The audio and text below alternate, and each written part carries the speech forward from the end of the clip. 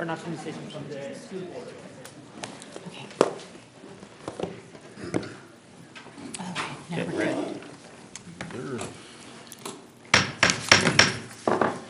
Okay, I am reconvening the regularly scheduled Board of Education meeting for Thursday, October 10th. We will take roll call again. Trustee Kirby Gonzalez. Here. Trustee Alcala. Here. Clerk Jackson. Here. President Wong. Here. And I am here. By the way, President Wong will be joining us on the phone. Here you go. Okay, announcements of actions taken in closed session. E1. Pledge of Allegiance. What? Pledge. Oh, Pledge of Allegiance. Sorry, my bad. Okay. Pledge of Allegiance. Can we have Ruth please lead us in the pledge? I pledge allegiance to the flag of the United States of America and to the republic for which it stands, one nation, under God, indivisible, with liberty and justice for all.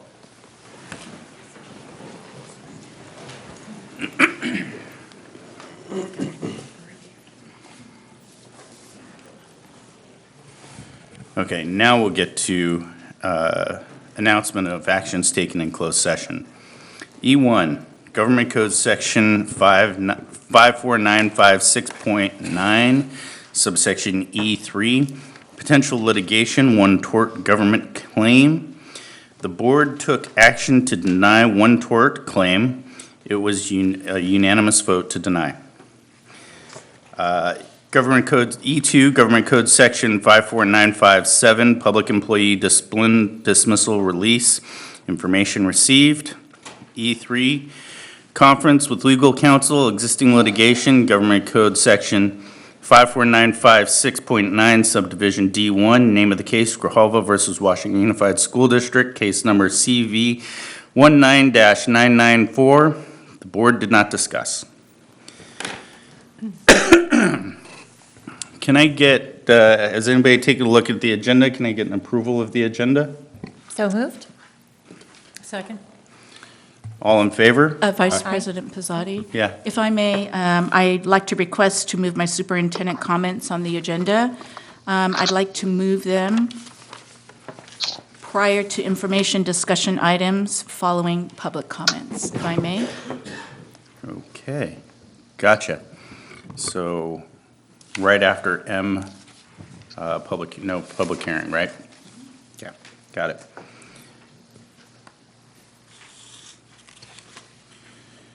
Let's see. Now we're on to J, communications and celebrations.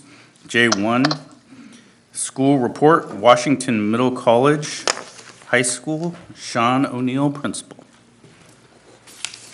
Good evening, board, cabinet, ladies and gentlemen. We'll see if we get the slides up or not. And if not, I'll do an interpretive dance of each slide. As long as I get my 7 minutes. Don't put the Because if I slides go, up. oh, perfect. Next time. I want to see the dance. Make sure this works. Are we on? Is it working? No, Did- try one more time. One more time? There we go. All right. Washington Middle College's mission is to prepare all students, especially those who are at risk and underserved, for success in college, leading to professional careers through a blended high school and college curriculum.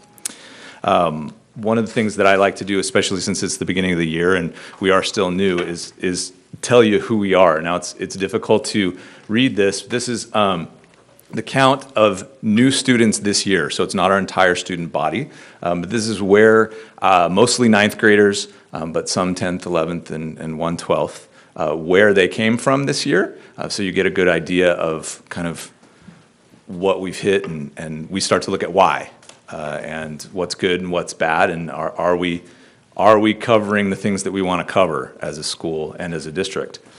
That leads us into who. Right? So when we get into who we are, we look at the ethnic codes of the entire school, and you can tell that this is kind of the conversations we've been having over the last couple of years. We're starting to hit the demographics that we've been talking about. And if you look side by side with the district, The colors are the same, so the colors represent the same ethnicities. It looks like we are the district. So that to me as a principal is very important, especially with the amount of marketing we've been trying to do, and making sure we're getting to not just a representative of the students of the district, but the students in the district who need us. So I wanted to share that with you guys. The next thing I want to talk about is how what we're doing ties into the district's LCAP goal number 1 regarding 21st century skills, focusing on that students will graduate college and career ready with the ability to explore opportunities and solve problems effectively. Focused specifically on college readiness, one of the things that we're doing this year is facilitated by a change that came with the AVID kind of rules for certification. AVID now allows schools to train their own tutors. And we've taken that to heart because the AVID model is so integrated in what we do. Our 11th and 12th grade students are halfway done with their certification. Probably November, they'll be officially certified AVID tutors. They're going through the curriculum that AVID has. And if you are not busy on a Friday from 9 to 10:30, you should come by and see the magic of completely student-run tutorials with trained AVID tutors from 11th and 12th grade who are also college students, working with these kids on everything from what a question should be, looking at the kind of going into depth into not just the rigor of the question, but the point of confusion is what it's called in AVID is I'm not just stuck on this math problem, but here's where I get stuck. And that's really the key to this whole tutorial process that AVID has. So I've got 11th and 12th graders training 9th and 10th graders on really find out where you're stuck. And it's magical. Friday mornings are quickly becoming my favorite part of the week. Also, along with that college and career ready, you can't see the great numbers. Next week, 41 ninth graders are going to complete their first college unit. This is really important. It's HCD, HCD 116, Orientation to College. While not the most rigorous college course, it is definitely a gatekeeper. And we work hand in hand. This is the course that happens on our campus. We work hand in hand with the professor. He's very good about coming in to find out, hey, what can I do to help this kid? Or I'm having some trouble getting this kid to turn in work. So it's unusual for a college relationship like that, but that's kind of the point of that class. So we're going to have a celebration next Friday for those kids that are officially college students next Friday. The next goal that we are kind of focused on tonight is the one of educational opportunities, specifically providing high-quality educational experience. One of the new things that we're doing this year is talking a lot about what does that mean? How do we provide? A lot of times we'll get a question from a student, well, my college stuff is due. Why do I have to do the high school stuff? Or, if I'm already in college, why do I have to take 4 years of high school English? And so focusing on that high quality within our classes and really preparing them for things that they haven't even come up against yet is something that we're working on. And the first kind of new thing for us is also new as far as the College Board goes, and that's that they've created this SAT school day. And schools can now deliver the SAT on a school day on the school site. So next Wednesday, while we're all also taking the PSAT, I know a lot of the kids at the high school will be doing the PSAT, our seniors will be taking the SAT paid for by Washington Unified School District. We also, this is so new that when we ordered the tests before summer break, we were going to have the juniors take the SAT as well, but we got the packet with the test and the College Board had changed their minds and won't let juniors take it until spring. So what you're looking at is what the kids are going to be doing on Wednesday next week. Then in March, we're going to have our juniors take the SAT. and we'll pay for that as well. So, and probably seniors that may want to retake it, because this is the first time for them in this cycle, whereas, say, our freshmen will end up next year with the PSAT and MSQT, and then the year after that, we may just move them to the SAT in the spring. So hopefully the idea is by the time our students graduate, they will have taken the PSAT twice and the SAT twice at least for free, because that's what we're doing. We're preparing these kids for a rigorous college experience.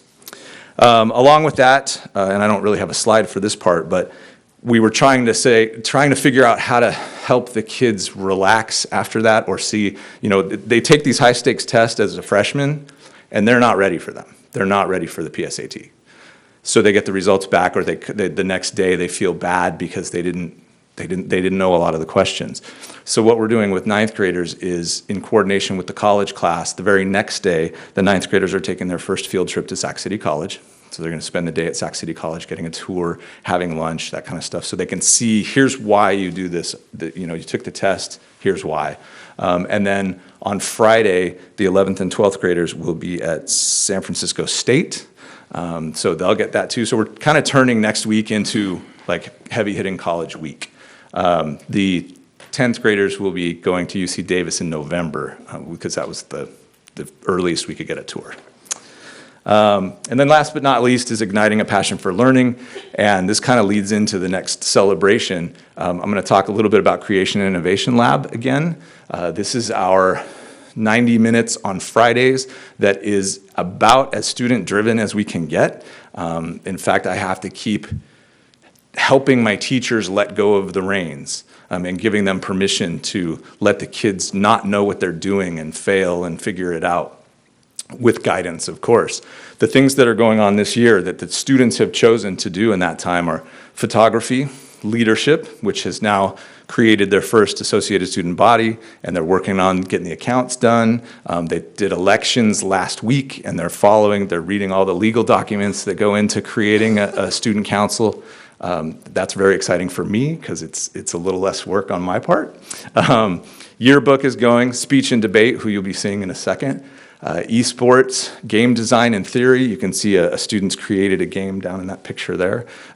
There's a calculus clan, which was called something else earlier, but we changed the name to that.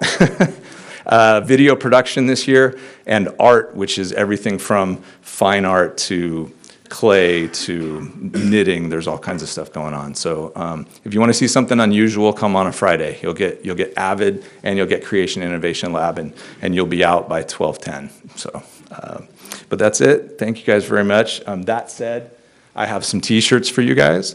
I was going to have T-shirts for cabinet, but evidently T-shirt sizes for cabinet are confidential. So they don't have T-shirts yet, but I'm going to give you.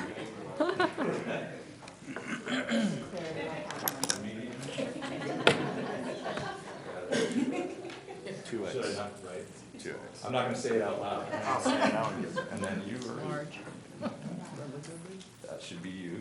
Double check. Thank you. I'm actually going to be tiny for you later. Oh, A little small. And then Jackie, I'll see you later. I got your shirt. Can you hear that? Jackie, Yes, I've got your shirt. Give me your shirt later, yes. I thought my T-shirt size was confidential. No comment. Thank you very much. I actually wore my Riverside school shirt to school yesterday. Right. I did. So we'll be moving on, but I just wanted to let everybody know that the video was down, and it seems to be now. Trustee Wong, you can confirm that it is back up. She didn't hear Do you want to start over? Fine. Okay, we're not even going to rely on her answers right now. Also, I'm going to go over this as a little housekeeping item, and we're going to approve the agenda again because we're going to move Superintendent Luna's comments up sooner. So let's do that again. And can I get a motion to move the agenda with Superintendent Luna's comments moved forward in the agenda? So moved. Second. All in favor? Aye. Aye. Jackie? Aye. Thank you. Okay, so it's been adopted. Okay, next we are going to student celebration winners at the Capital Valley Forensic League Debate Tournament, Washington Middle College High School. Sean, you're up again. Long time no see.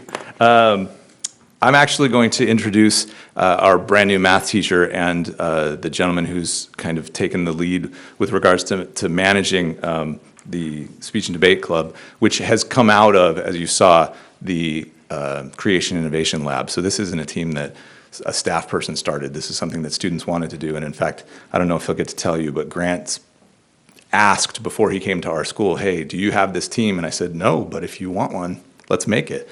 So I'm going to introduce Mr. Porrick Nally to introduce the team and hand out the certificates.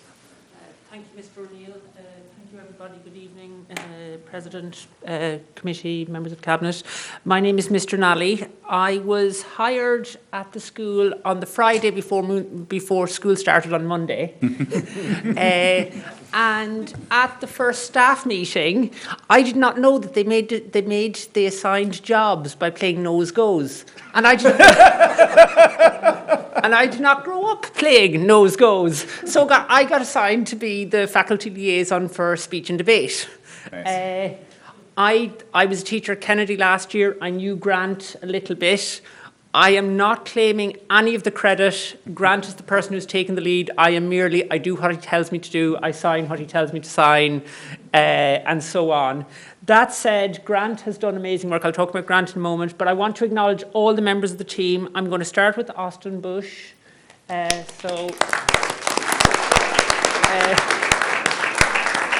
Austin has a wonderful personality. He is very debate oriented. He will forcefully give you his views in the best possible way, and it is a pleasure discussing things with him.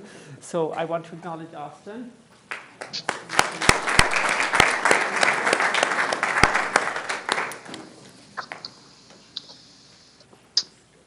Okay, next I would like to acknowledge Adam Fernandez.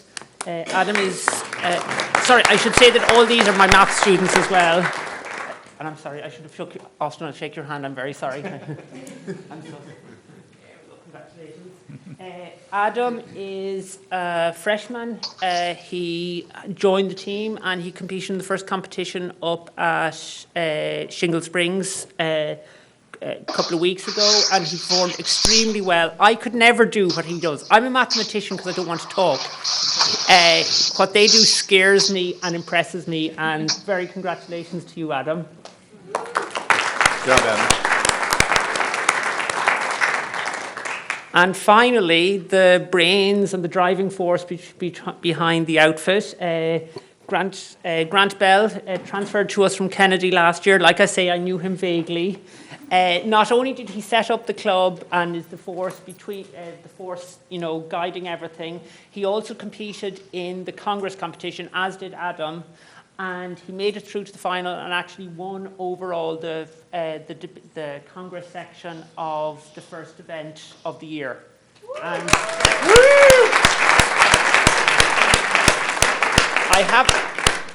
I haven't seen Adam in action because I was judging other events, but I saw Grant in the final and he is very impressive.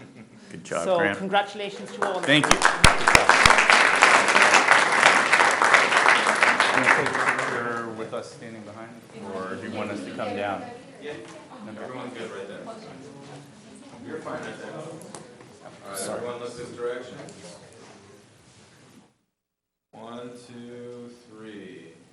Perfect. Thank you. Thanks again, Ewan.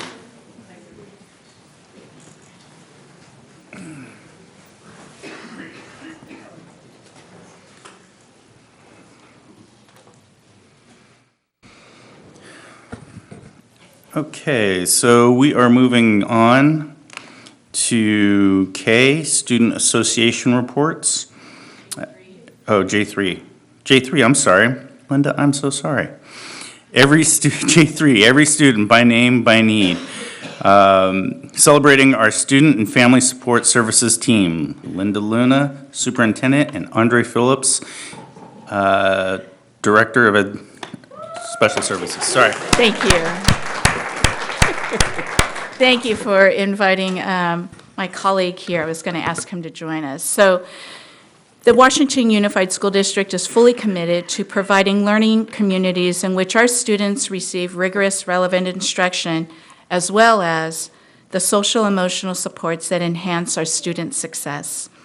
Through the LCAP, the Local Control Accountability Plan, the district demonstrates this commitment through allocations of resources to provide services from social workers, outreach specialists, parent liaisons, homeschool liaisons. There are lots of support staff.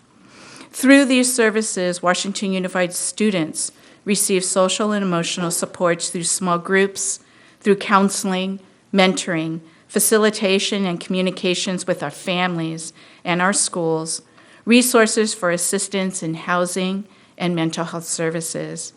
We are so very fortunate that our Student Services Department also works strongly with local and county services to supplement even more support for our families. Our staff go above and beyond to bring services directly to our students and families, not just here in the schools, but also in our community. You'll see them at backpack and holiday giveaways throughout the school year, even as just one example. So at this time, we would like to honor and thank the staff members of the Student Support Services Department. We've even added additional people because we all are so intertwined in supporting the emotional and behavioral and social supports that we want our students and families to receive. So we want you to see the team. I know you see them out on the field. You'll see them at the backpack holiday giveaways. You'll see them at food drives and things like that. But I want you to see the whole team together. So as their names are called, we'll ask them to come up, and then we'll take a big group photo. Our administrative assistant with Dr. Phillips is Isabel Mejia.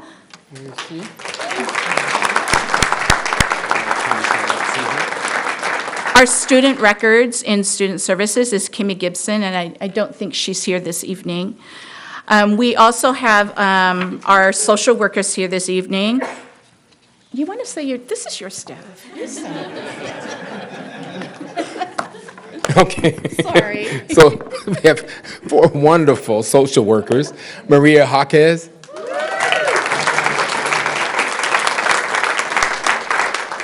Adrian Miles.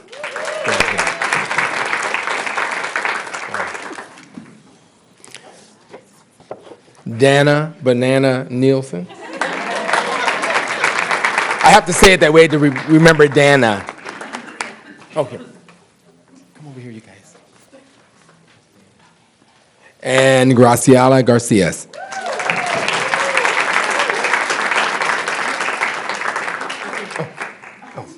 Okay, go ahead. That way. Now our outreach specialist, Alejandra Gutierrez. Alex Yang.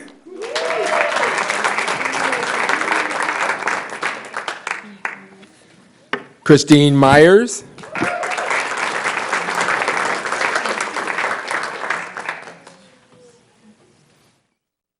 Ellie Leon.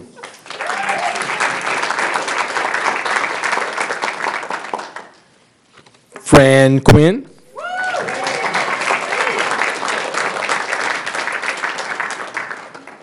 Salvador Vega. And Susana Aguilar.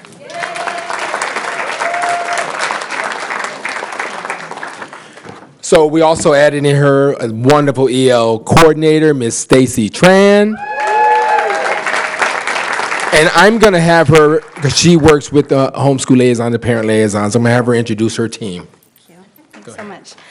It's my pleasure to introduce our homeschool liaisons. These are multilingual staff members who every day are out in the school sites, translating meetings, interpreting documents, and really making a connection between our families and the school. So we're really appreciative to them, and we're very fortunate to have them. First up is Lorena Vega Aguilar.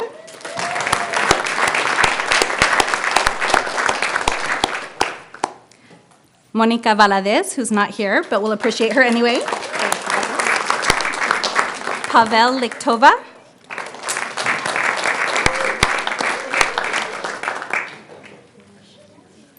Salsala Barami, who's also not here, but we appreciate her. Alexander Simaruk.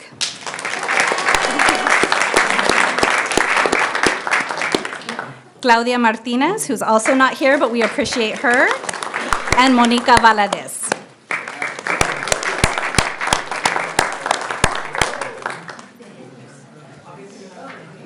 All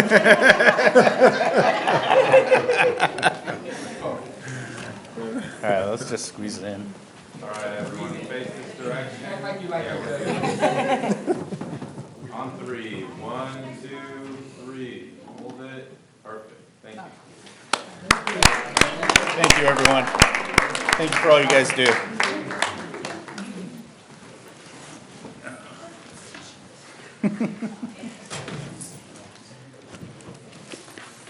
All right.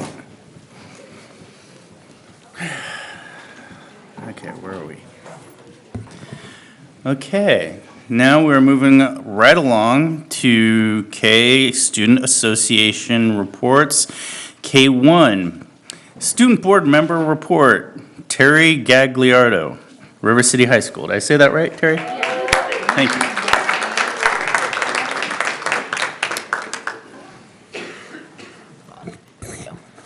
Hello? Okay. There you go. So I'm from River City High School, and what we're doing right now is the anti-bullying campaign.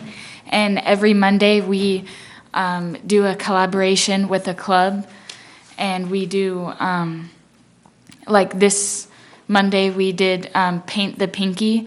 So we did stand up to bullying, and so everyone painted their pinky. Nice. And that's a picture. And then we made this big poster, and everyone can sign it.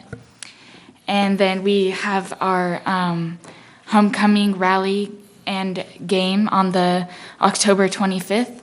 And then we have the dance on October 26th. And then this Friday, tomorrow, is our senior night football game. So we'll be celebrating band, cheer, football, and the majorette team. And then today, Thursday, and tomorrow is our midterms. So, yeah. And for Westmore, they did a walkathon. It's their annual walkathon event, and students walk to raise money for their field trips and student needs. And then they had Doctors Tori and Maisha win from the Transformative Justice Education Center at UC Davis visit from this Monday, reviewing the history and the culture and climate of their school. And for Elkhorn Village Elementary, they're getting prepared for their annual fall festival, and it is Tuesday, October 29th at 6:30, and they'll have food, games, and lots of vendors. And then for Westfield Village, they had a pilot from Southwest Airlines come visit and teach fourth graders about longitude and latitude. And then students are working on empathy and how to be an upstander. And they have middle schoolers and fourth graders buddy up, and they worked on STEM projects. And then for Southport Elementary, the students are writing for the annual World Peace Rose Garden Poetry Contest. And the winners will get the opportunity to display their poems in the Rose Garden. And the ceremony will be on November 1st at 2 o'clock. And they also are having an assembly with Mr. Eric Litwin, and he's an author of Pete the Cat books. And the assembly was sponsored by the PTO of Southport. And then Stonegate Elementary, they have their Harvest Festival on October 11th from 4 to 7. and it's at the school, and everyone is invited. So, yeah. Okay. Thank you, Terry. We appreciate it. Thank you very much. Good job. You're welcome to stick around and listen to what we have to say, or you can go home if you want, but we encourage you to stick around and listen. Okay, we're moving on to the WSTA report. Mike Buse? Sorry, I'm terrible with pronouncing names, but I will get that right eventually. It's Italian, believe it or not. Oh, man. Now I feel bad. We'll have to talk.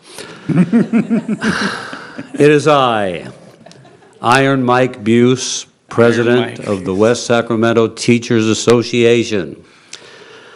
I am fresh from a kindergarten field trip to our local pumpkin patch. Nice. It was a delightful experience. We had a wonderful time. Just to give you a bit of an illustration of what I and the members of my association deal with on a daily basis. Kindergarten is a lot of fun. There's a lot of joy interspersed with moments of abject terror. But today was a pretty good day. We got through everything. Everybody was safe and sound. We got back. A young boy, whom I shall call Johnny, not his real name, decided to take his shoe off and to throw it at one of his fellow students. Well, he didn't hit the student. There was no harm done. It seemed like everything was all right. I said, well, if you take your own shoe off and throw it at somebody, you're probably not a master criminal in any case. But so I went about my business, and I happened to be walking through the office when I heard a call come in on the intercom that said, yes, it was from one of the buses. Yes, we have a kindergartner who is wearing only one shoe. And so I returned to my classroom, and there was the shoe. I later had a meeting with an administrator who said, hey, there's the shoe. So I called the father of young Johnny, who is a former student of mine, as is almost everybody I run into lately. It was agreed that since he had made it all the way home with that one shoe, that he would be sent to school with a different pair of shoes on Monday, at which point I will return to him his original shoe from today. So when you hear an announcement like that coming over the intercom, you look neither to the right nor to the left. You just keep moving right ahead and don't say a word to anybody. Of course, now it's quite public. But I admire the carefree attitude of the kindergartner. Maybe I'm wearing a shoe, maybe I'm not. Does it really matter? Is wearing two shoes really better than one? Think about it. If we can all think like a kindergartner, maybe we'll have a happier, calmer, more enjoyable existence. We are working hard, we are doing our best, we appreciate having a good working relationship with our superintendent and assistant superintendents. We intend to keep up the good work and to stay in touch. There are delicate matters that will be addressed here and there, but we have a function and a structure that allows us to talk about those things, and we really appreciate that. Thank you, and have a pleasant evening. Thank you, Mr. Buse. I appreciate it. And we're on to K3 Csea Report. Daniel Gandara. Good evening. First, I would like to thank Education Services, Mr. Moisich and Mr. Parsons and his admin assistants for, again, getting together, and we are going to send paraeducators to the CSEA's Paraeducator Conference this upcoming school year, so I'd like to thank them for that. And to go off Mr. Buse, I would like to thank the superintendent and Norma and Chris for having an open door policy. It makes taking care of matters a lot easier. And with that, you guys have a good evening. Thank you, Daniel. We appreciate it. Okay, so we are now moving on to L, public comments. And at this time, I have to read a statement, and I have to put my glasses on for that.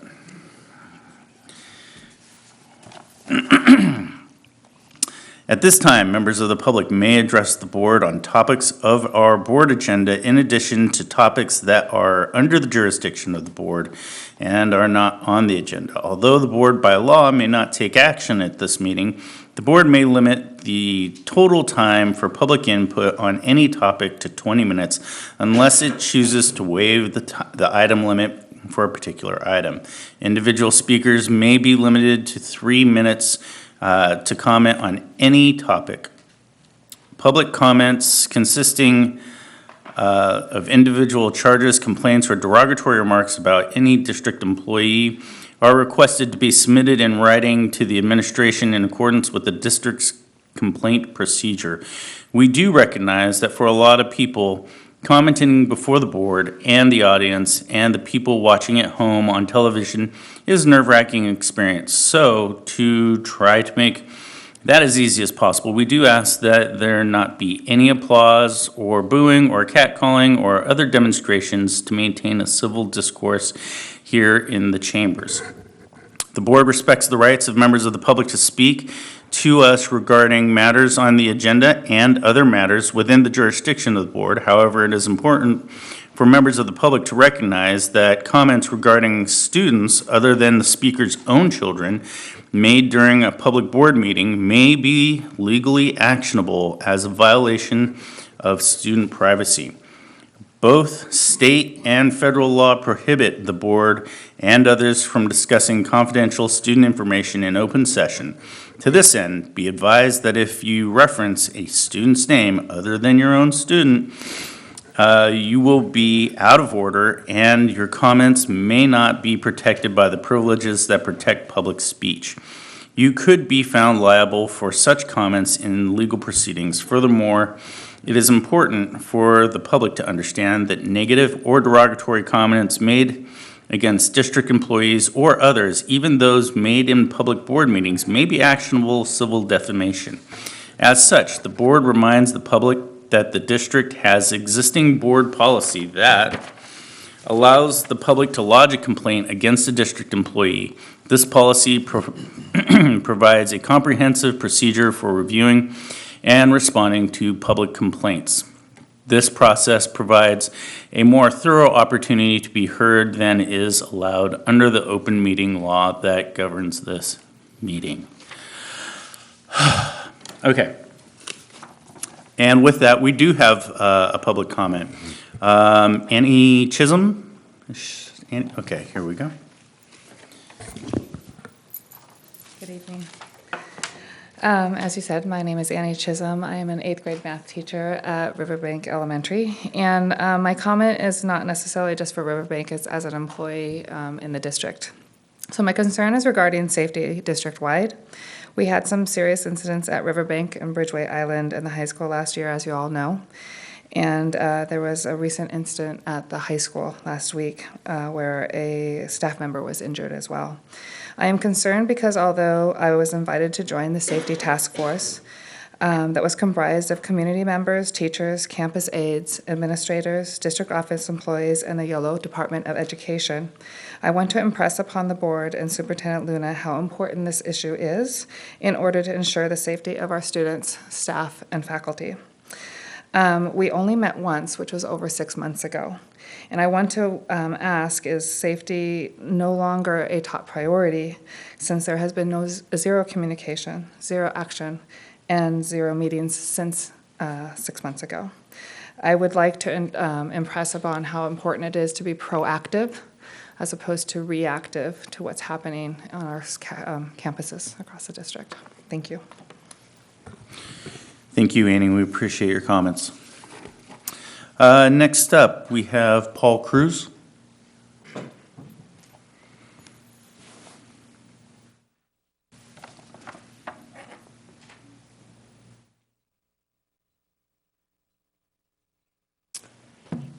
Hello there. My name is Paul Cruz. I'm actually, to give you a little backstory, my kids are involved in sports all throughout. I volunteered through the years, and anyway, now we're into the high school programs, and we came across a situation where every year we're used to do fundraising. I mean, I think we're all used to that. This year, there was a fundraising cause to raise money for equipment. Mr. Preston reached out to a friend of ours, Larry Langford, and wanted to know, I guess Larry reached out to Mr. Preston, said, why is there fundraising? Isn't there money for these programs? Well, it's been an annual thing. They raise about $8,000 to $9,000 sometimes to bring some equipment up to speed. And anyway, a lot of it has to do with safety now, is why down to even buying footballs for the games is kind of what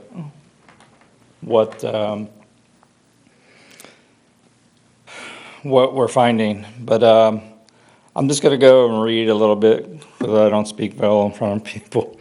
But anyway, almost all football equipment it needs to be replaced.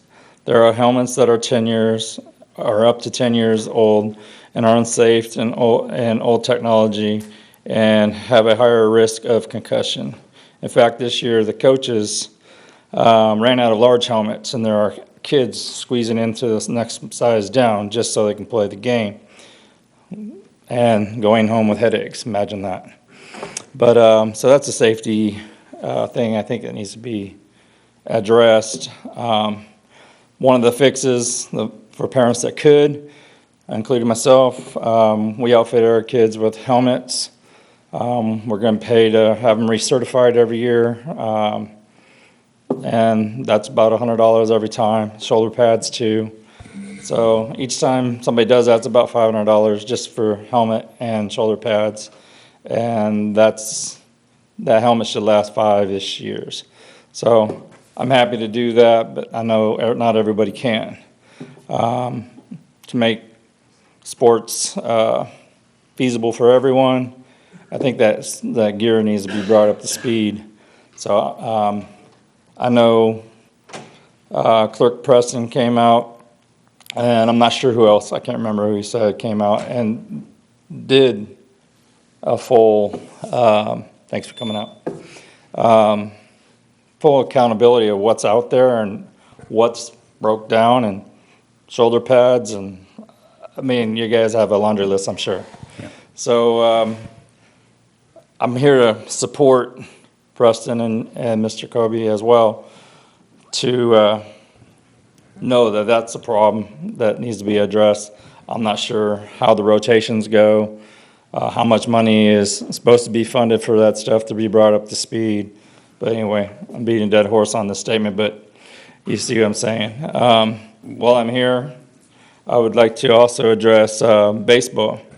My oldest son plays baseball. There's a ton of baseball that comes through West Sac, and the kids are coming in. Problem, no gear. Nothing really to speak of. All right. We need you to wrap up, okay? Oh, okay. But finish your last statement, and we can wrap up. Okay. So baseball gear, bring that up to speed. Transportation, how does that work? How is that supposed to happen? We've been for regular season games, transportation for baseball. Not all sports, I don't think, is happening other than football and basketball is getting full transportation. So again, people are taking off. Baseball field, in years past, we held an annual, in Westsac, we held annual tournaments for spring break nowadays. Is that even possible to help raise money for the events? But anyway, that's kind of where I'm going. Thank you. We do appreciate your comments, and Trustee Jackson and I have looked into it, and we will be looking at that issue further, so we do appreciate it. All right, thank you. Thank you. Okay, moving on, we are to M, public hearing. There's no public hearings at this time. Since we did move up the superintendent comments to after public hearings, that would be you, Superintendent Luna.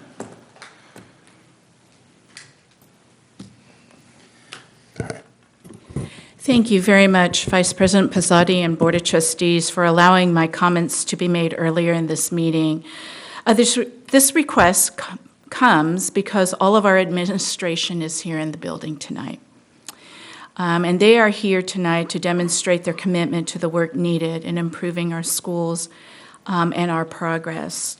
So with all the administration being in the audience tonight, I'd like to begin my superintendent comments in honoring California Education Code Section 44015.1, which states, in observance of the importance of educational leadership at the school district, and county levels, the second full week in the month of October of each year shall be designated as Week of the School Administrator.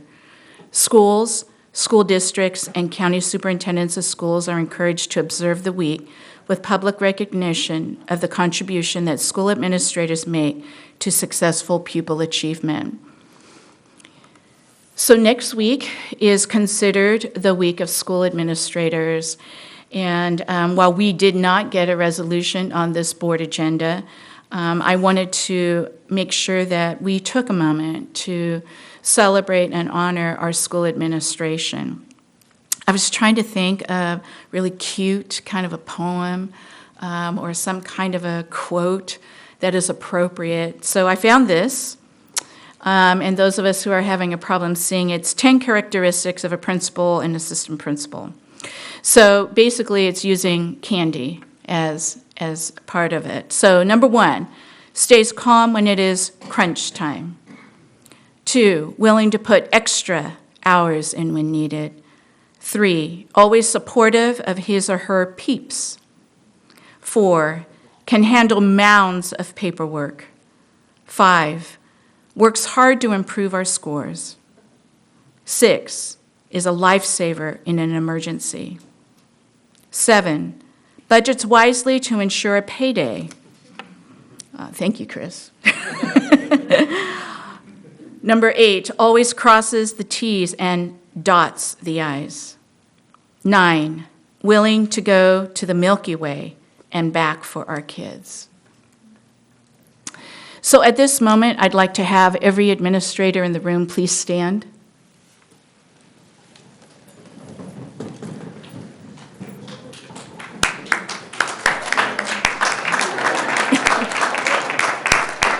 If you'll remain standing, because I have you standing in a sentence I say here. So I have a great fondness for the job of a site administrator, being a former principal and assistant principal. You see, most people don't want this job. They don't want this job of administration because it's a very high level of accountability, because there is unexplainable stress from so many needs and concerns to be solved. It's in our dreams. It's in our faces when we walk in the door at home, and our families know it. Being in multiple places at one time and being only one person. And the impossibility of doing it all for everyone. But yet, standing here in our own district, we have some of the finest administration I have ever known. Thank you for your hard work, doing what is necessary in the moment of each day when our students and staff are in school. So with deep gratitude, we wish you a happy School Administrators Week next week. Thank you very much.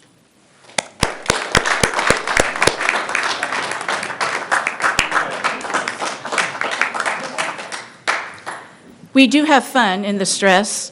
This was our leadership meeting yesterday from 4 to 6 p.m.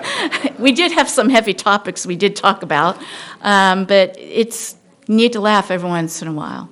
So thank you to all administration.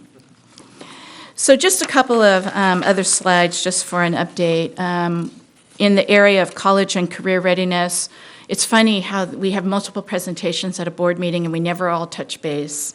But it's kind of good because that kind of shows that we're really focused and we're all aligned. And I'm really, really glad for that. So under college and career readiness, I wanted to let you know that while Washington Middle College is doing free PSAT next week, River City High School students and YOLO students who are sophomores will go to River City to take the free PSAT on October 30th because it's a much more massive group of testing. We have learned about the new change in terms of bringing the SAT to your campus. So we have people looking into spring term to bringing the SAT to our campus so that our families are not trying to figure out the system of where to go to take it, and then they can take it for free on our campuses. So we're excited about that. Also want to let you know that this Saturday is the annual Feria de Educación over in, I think it's at it's at Sac State this year. And so we have students going. I want to thank our counselors who really promote this to get our kids there for their families to learn about college and the whole system of that. I want to let everybody know that on October 17th, we will be practicing, along with everybody in the state of California, the California Great Shakeout. And so that's when we do our earthquake drill. So just know on October 17th at 10:17 a.m., everybody will be going through the earthquake drill. Leading in the lens of equity, the board's equity walk is coming up soon. On October 24th, prior to the board meeting, the board will has a scheduled study session to be with the CSBA equity consultant, Nicole Anderson, who will be preparing the board for the equity walks the next day.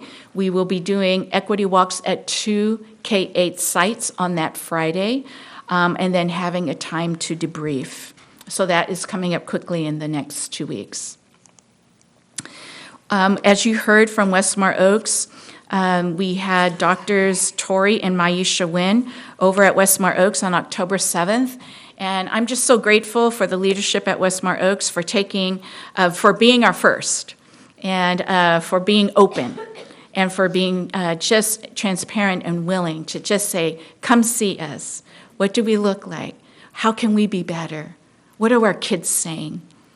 They did have focus groups, and I hear that the student focus groups are the most informative, that the students are the ones with good institutional history.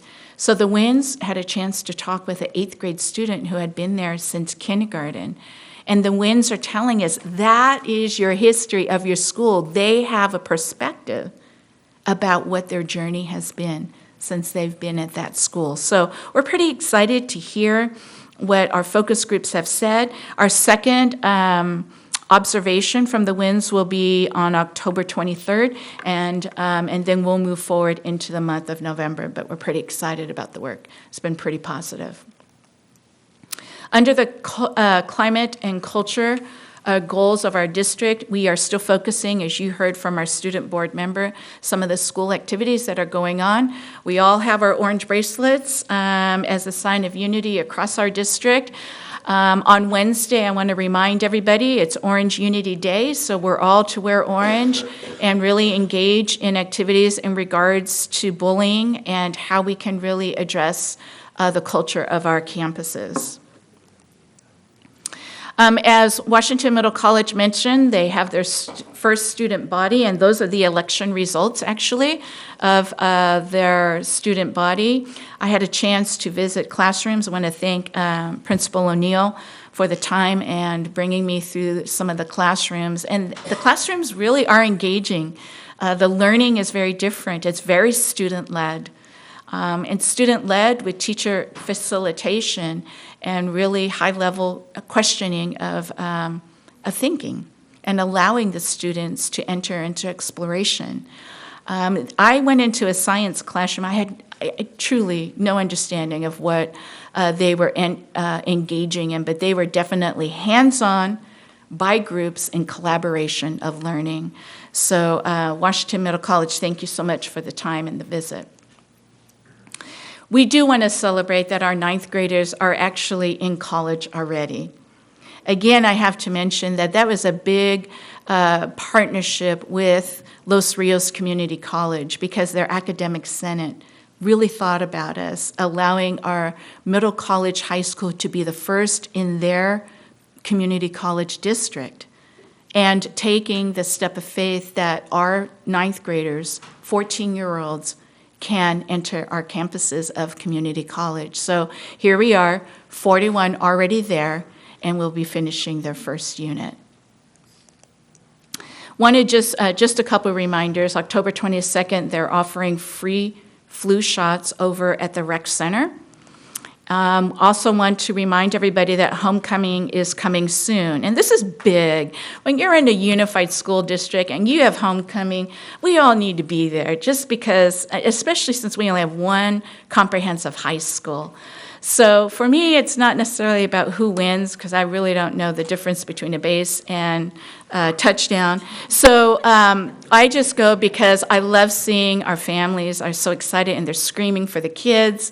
The coaches are yelling with the kids and encouraging them, and staff goes out with their own kids. And it's just a really good community experience in terms of homecoming. While we are at the board meeting, though, in 2 weeks, the freshman team will be doing their homecoming, and the awesome tradition of Washington Unified of our parade of mascots will be happening during the halftime show. It's the talk every summer of, okay, when's homecoming? When are we going to do this? One school even had to replace their mascot head because it was being held together by one of those teacher paper clips. So they're pretty excited about this parade of mascots, and it's a pretty serious competition. That's not great that we can't make I know, right? I'm so disappointed. I know. actually wanted to really see So we'll that. have to go to homecoming on that Friday. So here's why you should go to homecoming on Friday night. Our River City Regiment is truly the marching band, and they're going to debut their new floor show during halftime on that Friday night, and you're going to want to see it. I'm hearing that it is Queen's Bohemian Rhapsody, and so it should be awesome because they have a flag instructor now, so it's truly choreographed as a marching band, and they're going to be doing a field show, so you won't want to miss that during halftime at homecoming. There's our parade of mascots. I don't know who's going to win this year, but they all think they are. Just a couple dates here. Want to remind our parents of our kindergarten through 8th grade that it is Parent Conference Week coming up in the next 2 weeks. We want our students to lead their conferences. It allows them to process. It allows them to engage in their learning and engaging the family into the classroom. So we want to give the heads up. Those are minimum days. And so we want our parents to be sure to come for our parent conferences. And that is my update tonight. Again, thank you, Board of Trustees, very much for allowing the change of agenda so that we could honor our administration. Thank you, Superintendent Luna. Next, we're up to N1. God, I can't read. Put your glasses on. I am. I'm putting them on. System of Support and Improvement, Dr. Andy Parsons, Assistant Superintendent of Educational Services, and Mr. Stan Moisich, Director of Curriculum, Instruction, and Professional Learning. Good evening, Vice President Pizzotti, Board of Education, Cabinet, and Community. I, too, want to echo Superintendent Luna by thanking the administrators. They've had a long month. October seems to start getting tiresome, and so I appreciate them coming out tonight. Just shows their support for the academic report that we're going to give tonight. The purpose of tonight, the board has heard all of the different acronyms that we use, DA, CSI, PIR, ATSI.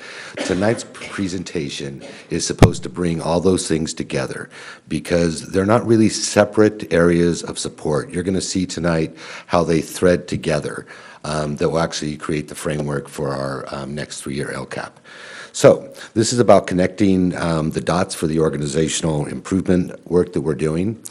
First, we're going to define differentiated assistance, which we call DA. We're going to define performance indicator review, or PIR, and you just had a long presentation by Director Massey Clover on that. Those two are both district-wide, and then we have site-level areas of improvement, and those are comprehensive school support, which is CSI, and we have additional targeted support and improvement, which is ATSI. There is a third category that all schools are in, and that's just called general assistance.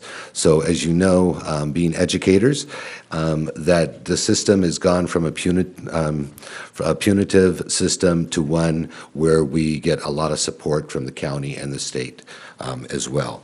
We're also going to describe district and site action plans. Just so you know, the DA plan was done by, in partnership with Yolo County Office of Education, Superintendent Luna and myself, and Director Massey Clover. The PIR was done also in partnership with the county office and Director Massey Clover and myself. And both the CSI and ATSI are in the SIPSAs, which will come to the board at the next board meeting. So that was done by the site councils. So starting with differentiated assistance, this is what the this is how we get identified. It's basically focuses on priority 4, 5, and 6. Because the first 3 are local indicators, which I'll be bringing to the board at the next board meeting. But it's basically pupil achievement, red on both ELA and math, red on ELA or math, and orange on the other test, and red on the EL progress. And 5, you can see it has to do with pupil engagement, and 6 is school climate. We were identified for the following reasons. Priority area 4, 5, and 8 that deals with students with disabilities, and priority area 4 and 6, which deals with foster youth. And the plan that Superintendent Luna, myself, and the county, some of the key strategies that we are doing is, you're already aware that special day students are now on diploma track up at the high school, unless it's explicitly stated in their IEPs that they are certificate students. Increasing student mainstreaming opportunities, collaboration with site admin for improvement in K through 8 IEP, increased student mainstreaming opportunities, and increased student enrollment in CTE courses, as well as providing tutoring and blended learning opportunities, which the board approved last year, and performance indicator review plan, as you saw at a couple of board meetings ago from Director Massey Clover. So that's all part of the differentiated assistance work for student improvement. For the foster youth, what we're doing is developing individual action plan for improvement with foster youth students. Our foster youth liaison are visiting the houses of our foster youth students at least 3 times a semester. Monthly discipline reports by student group and type of discipline behavior, so we know how better to support our students. Focus relationships with foster students, foster parents, social workers, and CASA volunteers if one is assigned. Ensure all teachers know students by name, by need. Positive behavior support system implementation, and provide counseling services as needed. The PIR, so the board is aware, we are one of 1,506 districts in the state that has improvement to do in 1 or more indicators. So we are not the only ones.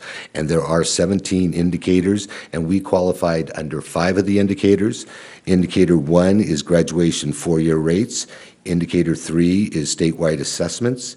Indicator 5 is LRE, least restrictive environment. Indicator 6 is preschool least restrictive environment, and 14 is post-school outcomes. And as we showed you a couple meetings ago, we went through and had quite an in-depth conversation about the PIR plan. We provide students a consistent intensive intervention system.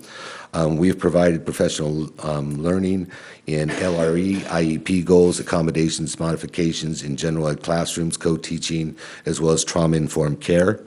We've evaluated our systems, procedures, and protocols. We recruit, develop, and retain highly qualified and reflective educators, and we evaluated and expanded our co-teaching and learning center model.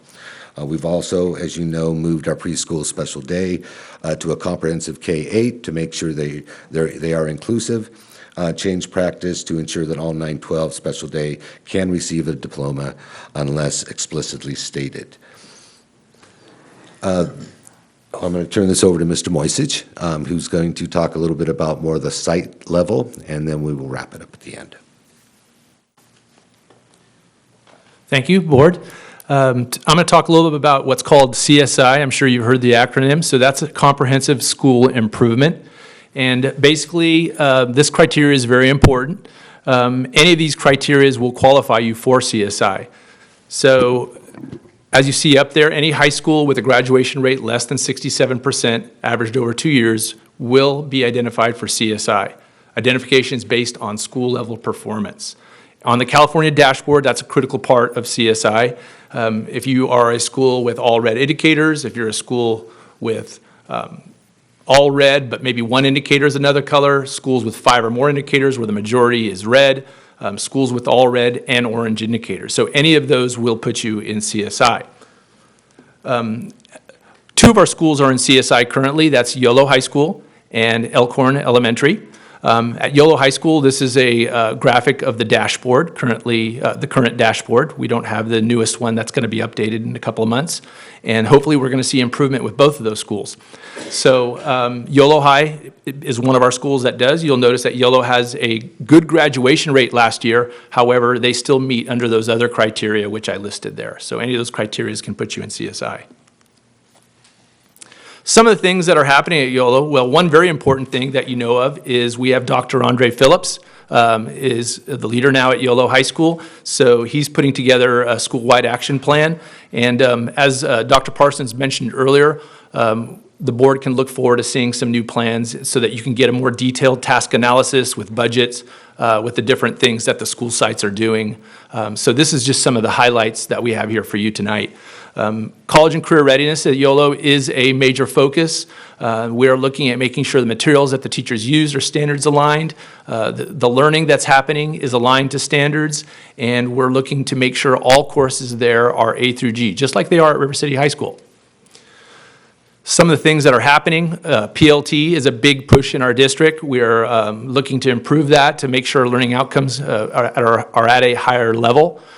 We are going to be working with positive behavior support systems. That's going to be a major initiative for all our school sites this year, and we think Yolo will benefit quite a bit from that as well. Yolo also has intervention and tutoring programs, and for years they've had credit recovery, ongoing credit recovery to support the students.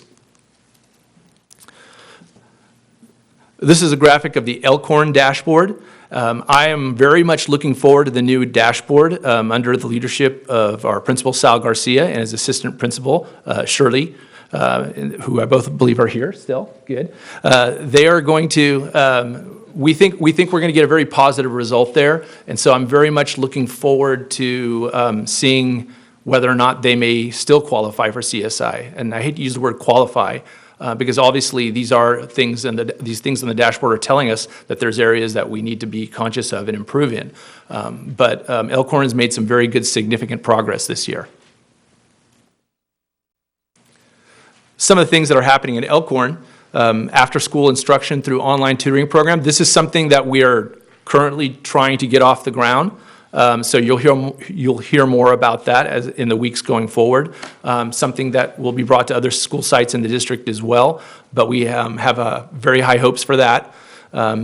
You've already honored the outreach specialists and parent liaisons and the work they do. They were here tonight.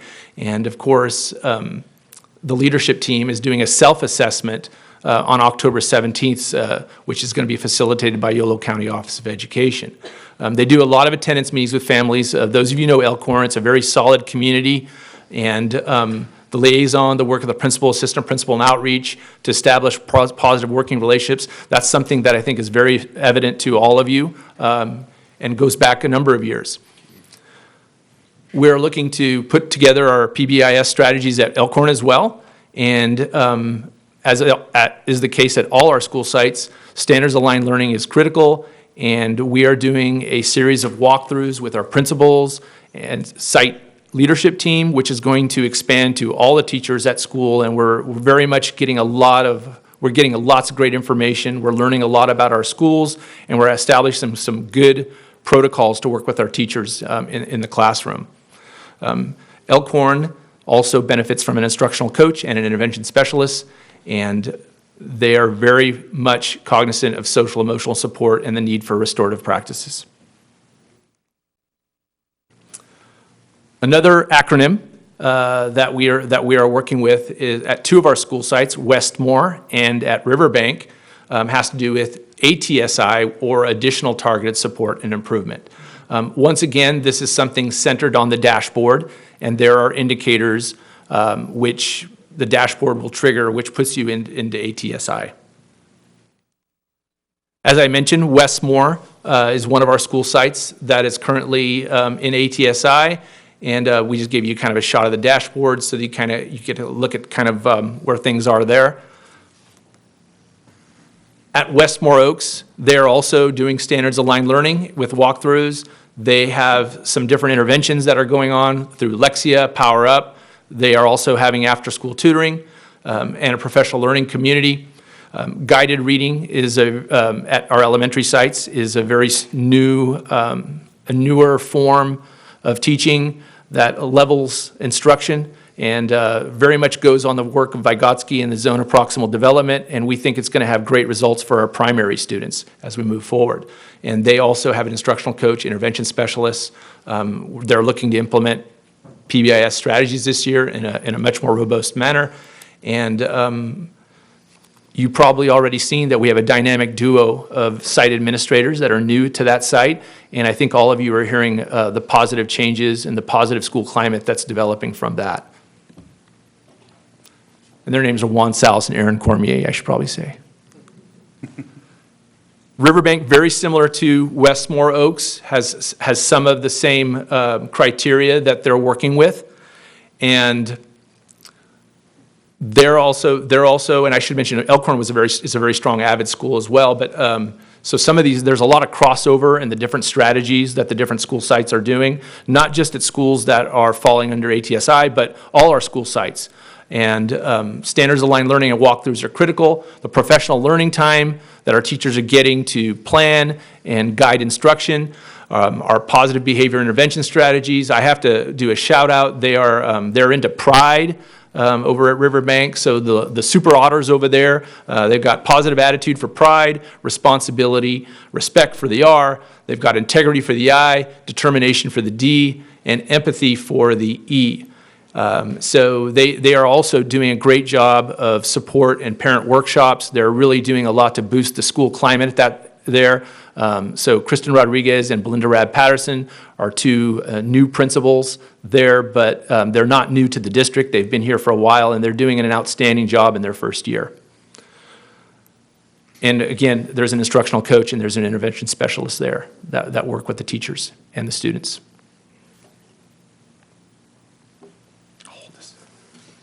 So to bring it all together is all four of the acronyms is areas of improvement, but also it's a system that we're looking at district-wide. So to put it in LCAP language, Goal 1, College and Career Readiness, is multi-tiered systems of support.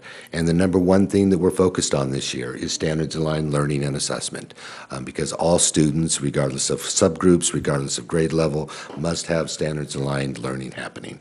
Secondly, intervention, we're really focused on creating intervention systems during school. All the research says that if you're doing it during school, kids have a higher level of success, but as well as after-school intervention. Goal 2, educational opportunities.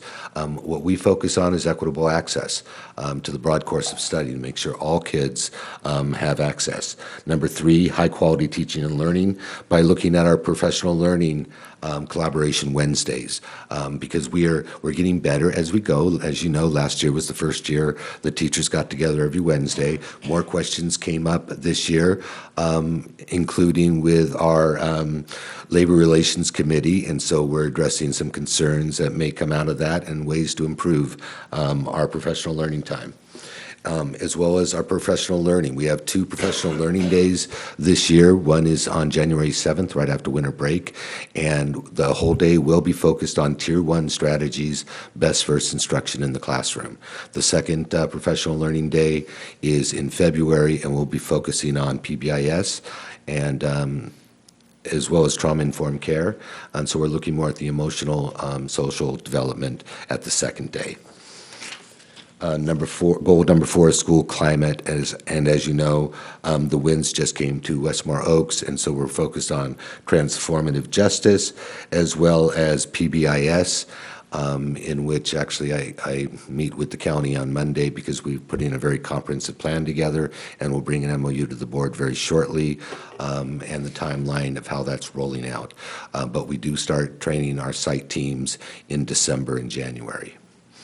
And so lastly, I just wanted to talk briefly about everything that you've seen here today is the framework for our new LCAP, because you can see the threads that go through it. It's about foster youth, about students with disabilities, and about having standards-aligned learning. Those are the big 3 that we're looking at. We're starting an LCAP collaborative because in the past, the LCAP has been out of the Planning and Accountability Office.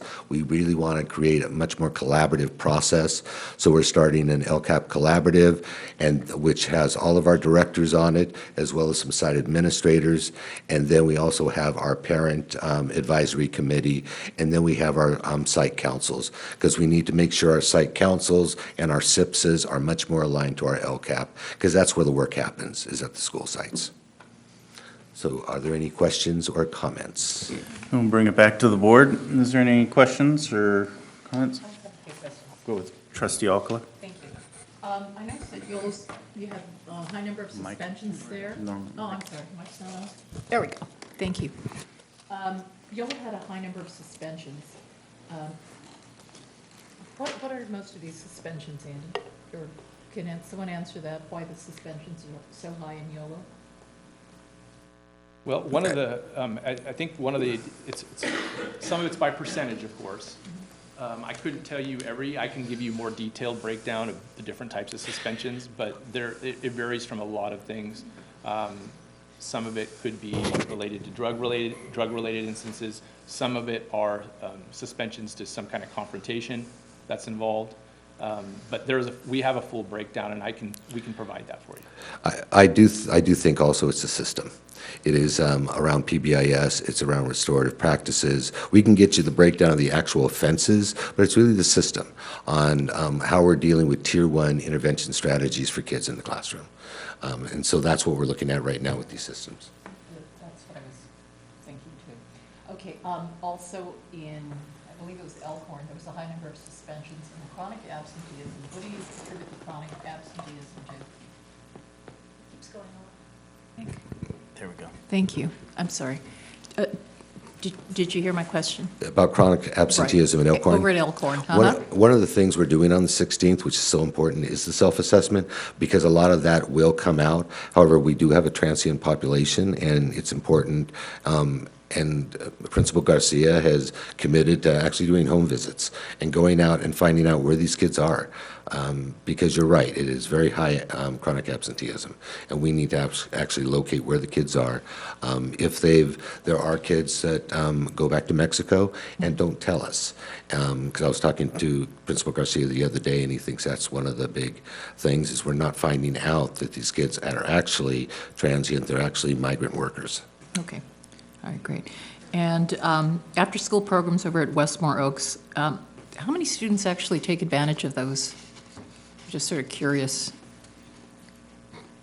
I mean, do we have a good number taking advantage of the programs? Maybe that would help, because you have great tutoring obviously going on. I'm just wondering how many of the kids are actually taking. We don't have the number just yet, because they are beginning right after the parent conference. So we try to keep groups small of 6 to 8 kids per teacher. Okay. They actually begin right after. Uh-huh. So the total number I'll have in a couple of weeks. Okay, so it's usually like 1 teacher to 8 students, something like that for the tutoring? Try to keep the groups small, yes. Uh-huh, and it's an hour or 2 after school?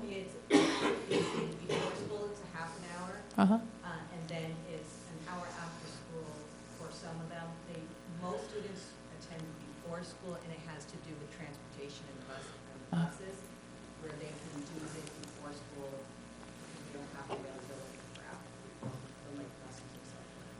So that might be something we could work on. We will also be bringing to the board very shortly, I think the next board meeting, a new program that Superintendent Luna, Mr. Moisich, Dr. Phillips, and Principal Garcia and myself saw a presentation. It's online math tutoring. And the research is showing really, really positive results. And so we really want to, because it's online, and so you need a certificated teacher, but they don't have to be a math teacher, because there's actually a live tutor on the other end. And so it's showing a lot of promise, so we'll be bringing that to the board shortly. Okay, that's it. Thank you. Clerk Jackson?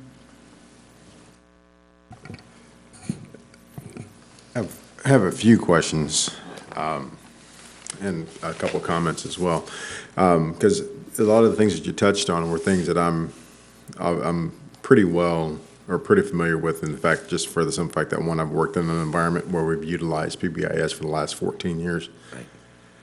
And the fact that I actually wrote my master's thesis on school climate and culture. And so when we talk about, when you mentioned some of the things, and again, I'm going to beat this horse again, but in your presentation, you mentioned least restrictive environments for some of our special ed students. Again, I think that's something that can vary. A lot of those things that were addressed are issues that can be fixed, helped, and improved through inclusive practices, which I know that we're in the process now of making inquiries into. Absolutely. And then also the thing, one question I have though is that, can you tell me what tiers in terms of PBIS are Westmore, Elkhorn, Riverbank, and YOLO? Because it seems, the impression that I'm getting is that it's been at the schools and then it's kind of fallen off, and now we're in the process of trying to ramp things back up again. Gotcha. I would say at this point it's tier 1. They've been doing not PBIS, but the BEST program, which is very similar. And actually, our schools were trained many years ago by an outfit in Napa, and it's before my time that happened. And so what we're doing as Dr. Phillips and I developed the PBIS plan with YCOE is we're looking at what the similarities of BEST are and what the differences are, because there are a lot of teachers who understand BEST and they already have their leadership team for BEST, and so we're trying to see what elements of that and PBIS can be put together. And so I say tier 1 because I don't see systemic PBIS strategies tier 1 in the classroom. Okay, I see a lot school-wide, but I don't see it with all teachers in the classroom. Right. So then do we have a plan in place, or are we developing a plan to kind of bring all those sites on board and up to the same levels as far as implementation for PBIS? Because it's kind of hard to, I don't think it's something that we can piecemeal a similar type of program with that program and have it be effective as it can be, which trust me, I've seen it completely transform the school that I work at. Absolutely. And like I said, there's 2 tracks going on. There's one, our partnership with YCOE, which I'll be bringing the MOU, and we're developing a plan with them. But then for us specifically, we are looking at BEST, and I'll be talking to the principals actually in 2 weeks at our leadership meeting. It's on the agenda to actually dive deeper into the BEST strategies and what they're currently doing. Because like I said, we don't want to throw that out, but we want to try to merge it with the current research on PBIS. Okay, because I know, as we move forward and as the programs develop, one other thing, and again, I've brought this up before, is that I think there's a lot of resources that are available here in our area. Absolutely. That can definitely and should be utilized. Again, the SEL project over at Sacramento State is a fantastic program. I've spoken with the director, and they're more than willing and able to come over here and assist us as we approach those tier 2 type strategies for our kids. Okay. And incorporating those SEL values and lessons for students. Right. And a number of different areas. You mentioned that we have some principals that are doing home visits. Have Has there been any inquiry into possibly joining with the parent-teacher home visit project that has been brought up before? I mean, that's a program that was started right here in Sacramento, and now is a nationwide program that has seen tremendous results. And so that way, the principals don't necessarily have to do all the heavy lifting. We can actually incorporate some more of our staff into helping in doing those home visits as well. I appreciate those comments because there are a lot of partnerships that we should be taking advantage of, and that will be done as we move through the PBIS process. Because you're right, we can't do it by ourselves when we have so many nonprofits. For example, Westfield, Ms. Koch is partnering with a nonprofit to do trauma-informed care. So there's a lot of partnerships that we can support. Yeah, because the one thing I don't want to see happen is that it would be very easy to get lost in the weeds, and to get bogged down and trying to feel like we have to reinvent the wheel to get some of these programs and some of these things like that off the ground, when in fact there's people that have already done the work, and it's just a matter of reaching out, because I know they would be willing to come over and assist and give guidance and whatever that we would need to help us work through this process, so we don't feel like we're having to recreate things ourselves because the work has already been done. Absolutely. Trustee Kirby-Gonzalez. Thank you. I'm thinking about all of these conversations, and then I'm merging that with all of my time that I've spent in the classrooms here, and I'm thinking about specifically Westfield, Elkhorn, and Riverbank. Those are some of the schools that are coming up in this conversation. And those are some of the places where I've seen the most restorative practices in some ways. In some of the classrooms, I know that there's work to do with supports, but I have seen, so when I hear, I'm also a PBIS coach for years, but when I hear that idea of you saying we're in tier 1, I'm seeing tier 2 and tier 3 when I'm at school. So I don't, maybe we're not speaking the same language, or maybe the way that looks might be different. So I look forward to this conversation down the road when it comes. But I'm absolutely see room to grow, and I think these are really important conversations, but I think that it's sort of a disservice to everybody in this room to say that we're, down here, because I'm just not seeing that. Okay. So I have to give a shout out Absolutely. to everyone here. And just to clarify my language, when I say tier 1, I don't see that as being down here. I feel that is the most important to me, but I'm talking systemically. I'm not talking and about I understand. schools. I guess I've never seen it talked about that way, as we're in, because it's a continuum, as you know. Absolutely. And so, in any case, which is why I bring that up. And I think I want to also just give a shout out to our principals who are in the room, and thank you for all that you do. Sometimes if you just move a district, you'll suddenly have a different indicator, right? If you're in a high socioeconomic area or an area with less challenge, that is not making excuses for any of this. This is hard work, and I so appreciate your plans. But I want to thank you for your commitment to be in a district and to be here for our students. And I've seen the work that you've done around the differentiated assistance, and been in that room too, and seen people really digging in and looking at this data and working very hard on it. And I want to thank you for that, because I know it's hard and very vulnerable to sit in a room with your colleagues, especially when there's just a few schools that we're talking about in this way too. So thank you for that.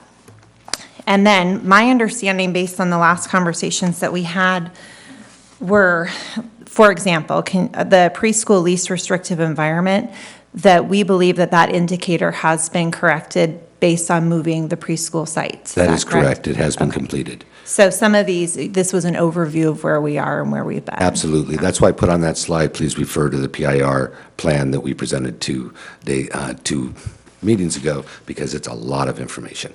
Perfect. Okay, thank you. Well, I appreciate this. I appreciate all the work that's going into it, and I know that we have still work to do, and we are all here to roll up our sleeves together. But thank you. Thank you. President Wong, do you have anything to add, or do we still have her?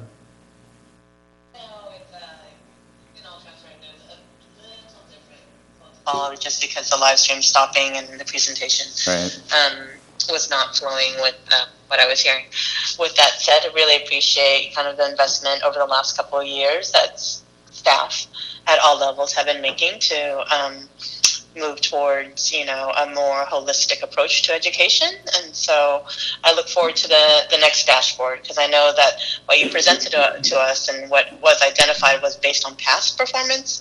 And I know, as Trustee Kirby-Gonzalez has indicated, and others, is that we're making investments now that we know will change the status, if you will, for the next cycle. So thank you for doing that, and thank you for taking the dashboard seriously, and onward. Thank you. Agree, and I echo your comments, President Wong.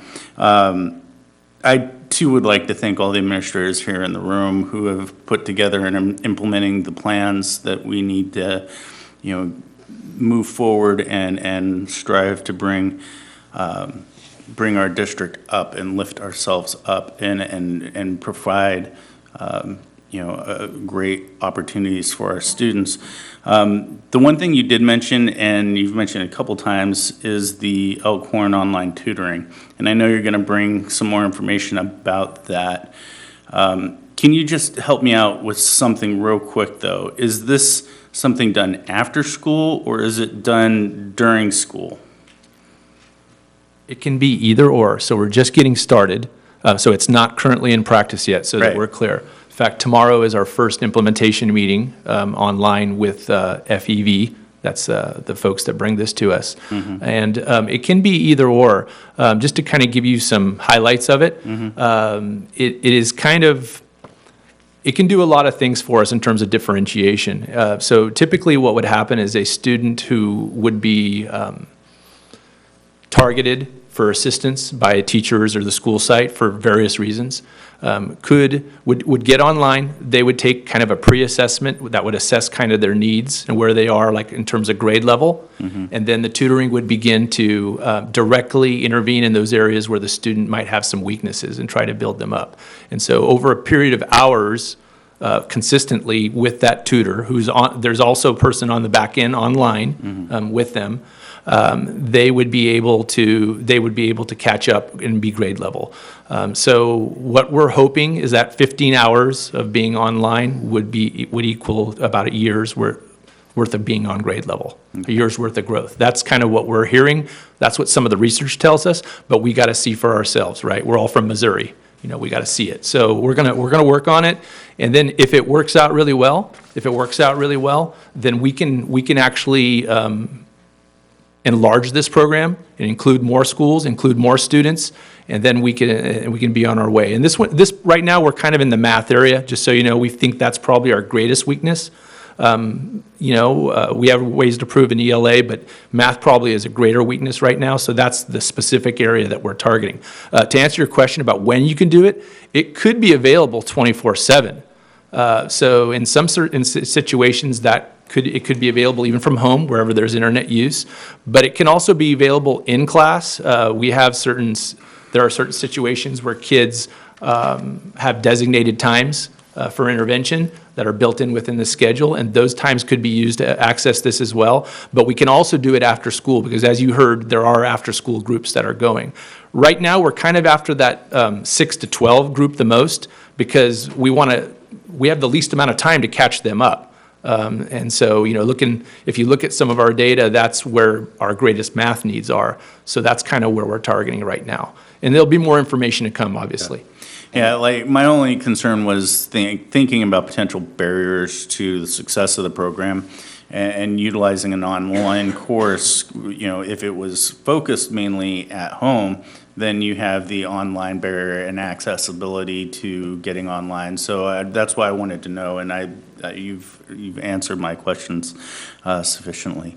I do want to point out that's why it's especially important to be doing standards-aligned learning, because when you do tutoring, the tutor wants to know what standard is the student not doing well in. It's not credit recovery. It's not or homework. It's not doing the whole thing. You want to know it's targeted support. Mm-hmm. So what standard? So that's why it's so important that we're doing this system-wide. Okay. Do we have any other questions? I have one comment. Is that to imply that having schools that are maybe on Tier 1 of PBIS as a negative is not the case at all. If you look at the frameworks that I have laid out in terms of Tier 1 is designed to address universal behaviors in instruction for all students. And so to kind of paint it in a light as though it's derogatory, where schools are looked at as being on Tier 1 is inaccurate. Because what we're talking about is we're talking about addressing the needs of all students. And then as we move up into the different tiers, now we're talking about getting to more direct, individualized interventions for different subgroups and different sets of students. So I just want to make that clear, is that that's not a slight towards anyone. It's just a progress of where things are. Because as you have a turnover in staffs, as you have a turnover in leadership, things have a tendency to fall off. And so with the amount of turnover that we've had, not only in terms of staff, but in terms of the leadership at some of our most neediest school sites, it's prudent and it's important to sometimes to take a step back, to readdress, to reassess. And that may mean going back down to Tier 1. We're addressing the needs of all of our students before we start ramping it up and moving up to the different tiers. So let's understand that. So it's not that Tier 1's a bad place to be in terms of PBIS. That's just a starting point, because now we're trying to address the avenues and the ways and the things that we need to do to help all of our kids be as successful as they possibly can be in demonstrating and implementing the type of behaviors that we expect of them in our schools. Thank you. All right. Thank you, Clerk Jackson. And I think that is it. So thank you very much for your presentation. And we are moving on to N2, Certificated Substitute Teacher Review. Norma Gonzalez, Assistant Superintendent of Human Resources. To move this down. Sorry. Good evening, Board President Wong via remote connection, Vice President Pizzotti, and trustees, Superintendent Luna, staff, and community. The district has experienced an ongoing need of substitute teachers for classroom coverage since school started this year, and for various and appropriate reasons, whether it be employee illness, personal necessity, field trips, conferences, et cetera. The information was provided in the handouts, rather on the attachments. But on multiple occasions, I want to highlight that several of our site administrators and certificated support staff have needed to fill in as substitutes in the classrooms. As a last option, and that's in accordance with the collective bargaining agreement, a teacher may have been recalled based on that order, because there is that criteria that we've bargained with WSTA. And I've included an additional source of information or data that highlights the absences that we've experienced so far. It's not added, but it is presented this evening, and there are extras for the public and the community. Just wanted to highlight that it is an ongoing concern. It was an eye-opener coming, in fact, tomorrow. Actually, I beg your pardon. Yeah, tomorrow we have about 100 absences already, which is, seems alarming. We have several of them already filled, and then of course we have staff coming in at 6 in the morning and definitely diligently making phone calls to try and get those positions filled. With that said, a couple of data points to consider will help us to not particularly solve the problem, but help alleviate the issue. So the first point to consider is that our substitute teacher rates need to be reviewed, which we did, and compared with our neighboring districts. In fact, the last time that the substitute rates have been increased was during the 2014-2015 school year. So the comparison sheet includes in the materials that they were published, and the district would like for you to consider an increase for our substitute teachers. In essence, the substitute rate that we're looking to increase for our regular substitute teachers is from $130 to $150 per day for their first 20 days of work. For those that work beyond that, 21 plus, we're looking at $175 for those that reach that tier. This actually makes it practical and very easy for our business office staff to monitor, because right now, as you can see in one of those charts, it's very time-driven, and it could be cumbersome and actually discouraging for one of our substitutes, knowing that other districts have a flat and stable rate. Here, it's not quite that way. For our retirees, in recognition of their service, we are looking at raising their rate from $165 to $200 a day. And we currently have them at $235. That would remain status quo because that is competitive with our neighboring districts. And moving on, in the keynote, to a point to note is that in the event a teacher does exhaust their paid leave, the substitute differential rate of the cost of the sub base pay, but would not exclude 50% of their own pay. For example, if a teacher earns $275 per day based on their per diem, the sub-differential amount would be $137.50, and it does not include, we do not take away the statutory pay, if that makes any sense. So it's just the base rate of the sub cost that would be deducted. Even though the sub may still continue to earn that higher rate, so the teachers are not negatively impacted by that amount. And of course, it's all variable. It's a variable depending on where they land on their on their certificated salary schedule. Preschool substitute teacher rates are notably needing to be increased. Currently, they're at a very minimal rate, which is almost borderline close to non-compliance with U.S. labor laws, because right now it's at $13.33 an hour, and their step one is $27.17, and these are for our preschool certificated teachers. So in essence, this would align with how most classified and certificated teachers are paid. Or substitutes, rather. But in essence, it's based on the first step of their salary schedule. So, let's see here. So we hope that this will actually increase our preschool classrooms. The HR staff has been very diligent in trying to onboard new certificated substitutes. Since the beginning of the year, we've onboarded 15. 4 are coming to you tonight, 4 more. We're actually trying to do a little bit more recruitment efforts for our substitutes, putting out some communication. We'll be working with Yorgos on getting a little community call because there are several community members, whether retired or maybe stay-at-home moms, that may want to step in and help. So we're looking at that as a strategy. Additionally, the district is looking to that the board approve the recommendation of moving forward with an agency. They're already having some experiences with other school districts, and I'll go through that slide, PowerPoint, in a moment. But in essence, their purpose is to fill in for vacancies, not just for certificated, but also for classified. Do want to note that I've had, even though these substitutes is not a subject of bargaining, we have been very transparent working with both associations and identifying this as a need with both certificated and classified during our labor relations meetings. So we're looking at trying to, of course, think of different ways and incentives to resolve this issue. We can walk through the PowerPoint with regard to swing education, and then I'll entertain your questions. So swing education, let's see here.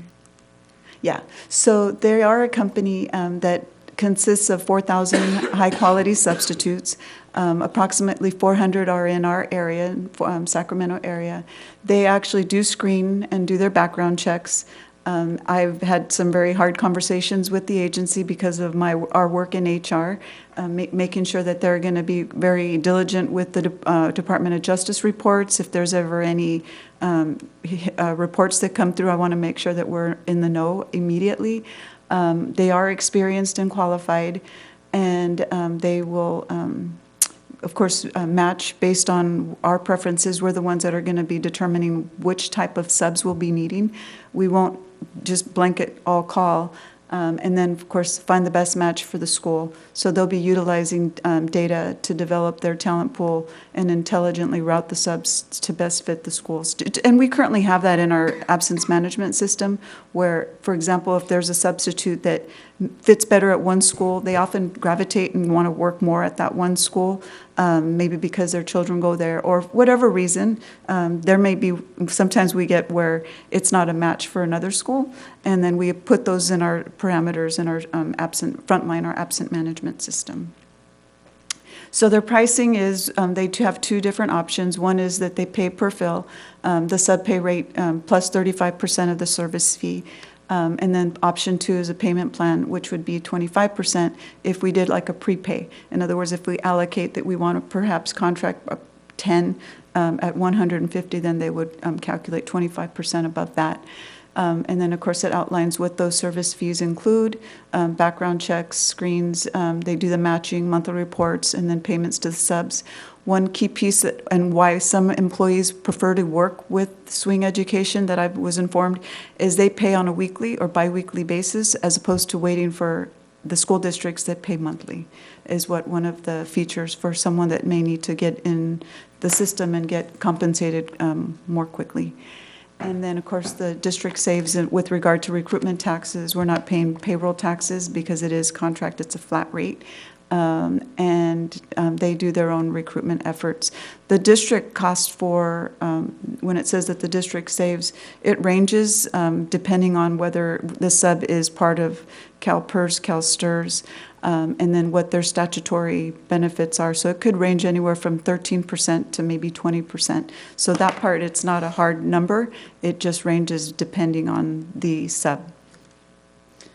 And highlighting a couple of school districts within the Northern California area. They actually contract with over 60 throughout California, but focusing a little bit more on Northern California. And basically the last PowerPoint highlights some of the features. They do provide certificated and classified staff. And when it highlights the classified, the key thing to keep in mind is it wouldn't be classified for all positions. It would probably be like the paraeducators and like community-focused type positions. We wouldn't have someone come in that's contracted that would now be operating payroll or more confidential or like even in HR. They wouldn't be coming in those critical positions that we couldn't backfill with the sub. And that's why on the last report you'll see, I mean the report that I handed out this evening, there are some where we have absences, but subs are not required because we simply would not put a substitute in positions that it would take more time to train and it could create more issues than it would be of help. And so anyhow, there do have a higher volume for Fridays and Mondays and Fridays when we experience more absences or need for subs, and then they can actually have strategies for filling in at the last minute. And they do not pull from our subs. They do not and won't recruit from our sub pool, as well as working with them. They will only step in based on our interaction with them once we've already exhausted subs for a given day. In other words, we're not going to have them start putting out calls for subs and then all of a sudden our own subs are not going to be picking up calls. So it's very methodical and very strategic in working with them. So that, I believe, concludes the presentation. So I am very open to hearing your questions. And I'll make note of them. I have some pretty strong feelings about this, so I'll apologize if this seems it's okay. offensive, because it's not intended to be that way. Understood. I just have some very strong feelings. But I'll let my colleagues go first. Go ahead, Clerk Jackson. So if we were to utilize this service, what would be the additional cost then that would be incurred by the district in terms of, because obviously we would then be paying them some sort of a fee, correct? Correct. So and again, it depends on where the sub is. So if we are paying our subs, right now we're paying them 130, then it would be 25% above that if we go with that option. If we go with the option of prepaying, then it would be 35%. But we're already paying for the statutory benefits. We're already making contributions to retirement and so forth. So it probably varies, maybe like 5-10% above what we're currently paying. Okay, so then can you explain to me then why if that was the case, then why wouldn't we just go ahead and increase the pay that we're actually paying subs, that additional 5 or 10 or whatever percentage? So the goal is, that's the first part of the presentation, is to fix long-term as far as increasing the sub rate. Right. Sorry, Chris, were you going to? No, it was both and. that Assistant Superintendent Gonzalez presented was to increase our current rates. Right. So this is not a single solution. We're trying to look at multiple prongs here. Increase our rates, and in the interim, until our pool increases, we have so many vacancies that we can't fill that we need something to be able to bridge that gap until our pool grows. Okay. Because one of the thing that I'm noticing is this, and let me back up. So we're talking about, and correct me if I misheard this. So we're saying that we're going to increase ours to what, was it 150? And then with an increase after 21 days, is that correct? Yeah, it would be currently it's $130 a day for our regular certificated sub to $150, right?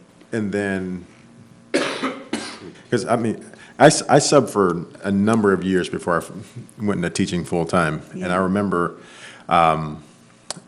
when I was down in Elk Grove, there was a similar type of thing that happened back in early 2000s where they were having issues with subs as well. And we the way it was, because the way it was structured was in order to get the bonus, you had to work a certain number of days in a row, which made it a real hustle. Correct. Because everyone was trying to get that bonus. Right. And I believe it was something like this, where it was like after 21 days consecutive work or whatever, then you would get this additional $25 or $30 bonus. Right. But then when they saw that, hey, well, they weren't getting as many subs, they dropped that down to kind of to more of where Sac City currently is. And now, there's no way in the world we can compete with what districts like Elk Grove and Sac City are paying. Because Sac City right now is paying over $220 a day for subs. There's just no way we can compete with that. Yeah. And I understand that. But to me, I think it would be probably more of a hindrance, because if I know I can make $220 by going across the bridge after 5 days versus coming over here and having to work 21 days to get the 150, you see what I'm saying? Yes. It just is more appealing. In fact, that was one of the reasons why when I was subbing, I moved from Elk Grove, subbing in Elk Grove primarily, to starting and subbing in Sac City primarily, because the pay in Sac City was a lot more at the time, and there was a lot less requirements on it. I had to work a certain number of days consecutive. It was like once I got to my 6th day, I was then getting their higher amount. Yeah. So Elk Grove does have a one rate all across, day 1 to 100. They don't have a tiered. We actually have several tiers right now, and I think that moving it to 2 tiers is a move in that direction. Yeah, my only concern is the length that it would take someone to be able to qualify for that additional monies, is that it can be a deterrent. That was my point, that it was a deterrent. Which is why I moved, and I subbed in Elk Grove for like 4 or 5 years, and to the point where I was booked 6 months in advance. But then when I saw that, well, I can make, I think it was like, at the time Elk Grove was about where we are, about 130, 135 a day, and then after the 20th day, you got to bump up to 150, 155. Whereas in Sac City, after 5 days, I went from 145 up to 170 or something like that, whatever it was back then. I don't remember what the amount was. But because I could get to that higher amount in a quicker period of time, it made that district more appealing to me as a substitute teacher. Got it. And so I think if that period of time that we're requiring people to work were reduced to something that's a little bit more comparable to our neighbors right across the river, that could put us a little bit in a more competitive light. So to reduce the number of days worked to reach a higher tier, is that what I'm hearing? Yeah. The one reason why I maintain the 20 days is typically if we have someone with the CBEST credential, there's a limitation of 20 days. So I kind of was leaning towards that. Granted, it's for the new ones. So, but I can make note of that. That's something that could be discussed and then brought forth in the recommendation when it comes back for action. Yeah, because my thing is, I think what we would need to do is we would need to do something that kind of separates us from our neighbors, so that we're not. Yeah, I so appreciate people don't that. look at it, say, well, I can either go here and make this, or come over here. You know what I mean? Yeah, I hear that. Thank you so much. I appreciate that. Because I know initially one of the reasons why, because I figured, okay, well, I'm going to Sac City moving from Elk Grove to Sac City. It was like I was going there for the combat pay. Right. You know. Okay. Which, I mean, I now teach there, so it tells you how bad it was. So. Duly noted. I made note. Yeah. Of that. So that's my only concern. I just think that if we want to attract more we need to do a little bit more to kind of makes us stand out more so, you know, than some of our neighbors Yeah. to the And east and to the south. This is one factor, but as far as other strategies, and I listed a couple in the presentation, you know, looking at possibly assisting with either fingerprint or TB or some recognition, or in my last district, we did what's called a substitute casting call, where we basically rolled out a red carpet to say, you know what, come and work for the district. I mean, so those little perks as to why that district or our district here, there are little things that we can highlight, and so anyhow, but I appreciate that is one. Sometimes the rewards are not always monetary helps, definitely. Yeah, it does. But those perks and recognitions are also very valuable. Yeah, appreciation goes a long way. It does. You know, especially when when you know someone's as substitutes can be, they can be very transient. Yeah. And I speak of that in myself, you know, put myself in that same light, because it was have job, will travel. Yeah. And, you know, you tend to gravitate to the places where you feel appreciated and wanted, and, you know, people appreciate the fact that you're there, Right. and helping out. Whereas a lot of times people, you know, subs are sometimes treated as lesser thans, which in fact they're not. They're a very valuable and an important part of a school environment. And there are supports that our systems, we're tapping into, is utilizing that absence management systems. I mean, there are tools in that would help to allow for someone to come in and feel equipped, not just come in and, you know, and monitor students. It's a matter of maybe, can we upload lesson plans? There's a lot that goes with that can help them when they come onto our campuses. They're supported. And I mean, there are already those resources in place, but the system that we have, I believe we need to utilize them more, because there's so many bells and whistles that we can still tap into to do that, Right. to make it more welcoming, I should say. And the subsystem, do we also use ASOP over here as well? Frontline. Okay, Frontline, yeah, Yeah. great. Yeah, that's the same one that we use. Yeah. Trustee Kirby Gonzalez. Thank you. Will you explain to me, just to make sure that I have it clear, and I'm very supportive of raising the compensation, I should say first, but what will a teacher's differential pay look like if a teacher's on differential pay today, and then the teacher is on differential pay after this takes into effect? So in essence, what we have in our language is that when a teacher exhausts all paid leaves, granted, if they're in paid status, they remain whole, so there's no negative impact there.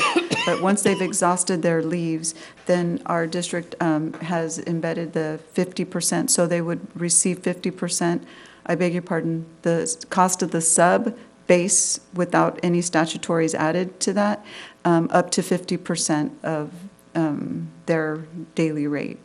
So it would slightly increase depending on where they are. So it looks like maybe $15 less a day for a teacher, maybe. Possibly, but again, the variable is the cost of the sub, and then also the compensation of the teacher, so it would look different for everyone.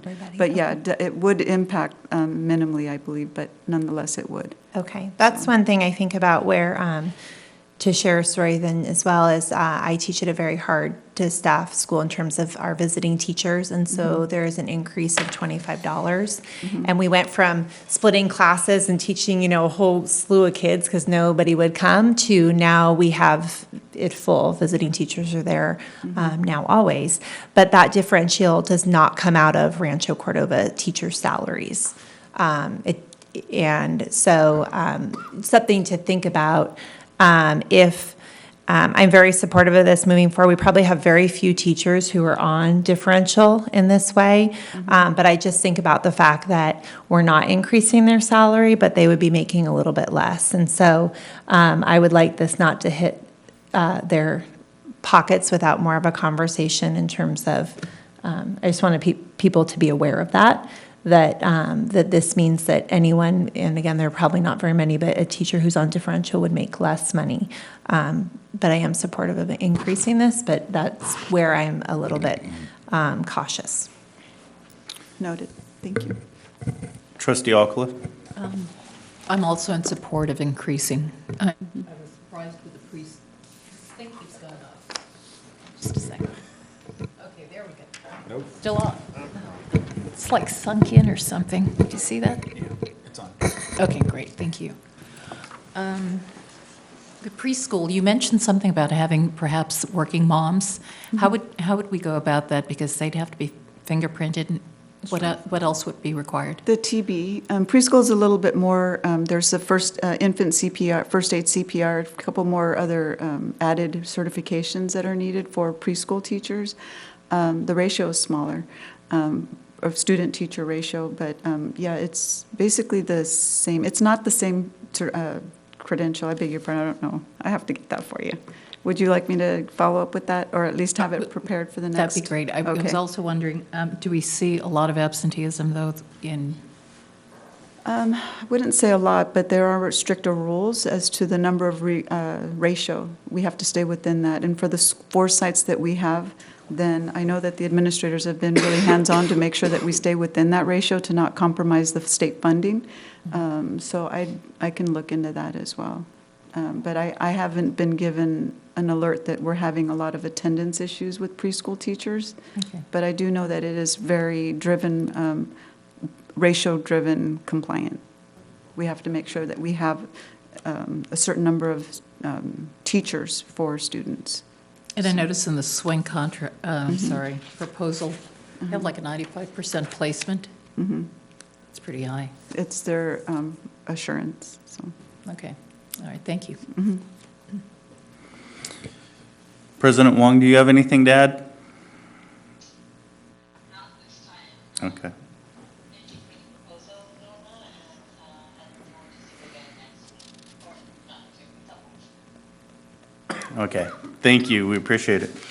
I have many, so very, very many questions, and I'll try and be as kind as possible. Let's start with, how many retiree subs do we have, do you know? They seem to be the most expensive, and I'm just curious. I don't have that off the top of my head. I can look for that for you. Okay. So you kind of We have touched, about 10. Actually, I was 10? going back to Okay. because I had a lot of reports that I was pulling from, and I want to say there was less than a dozen, but I can confirm that, but it is a small number. okay. What are the efforts that have been done to this point to recruit and retain subs? I mean, you've mentioned things going forward that we're going to try and do. What are the efforts that we've utilized thus far? Thus far, we've been trying to keep our EdJoin posting fresh, working and screening them, if not daily, as they come in, making sure that we're getting notified. But I have not, as of yet, made a deliberate outreach just yet. I'm still trying to get acclimated with several of the other priorities, but that is one of the goals, is to continue to move forward on the recruitment. The focus was getting the recruitment of all of our teachers in place, and basically we have all of our teachers. We're fully staffed minus a couple. Okay. So.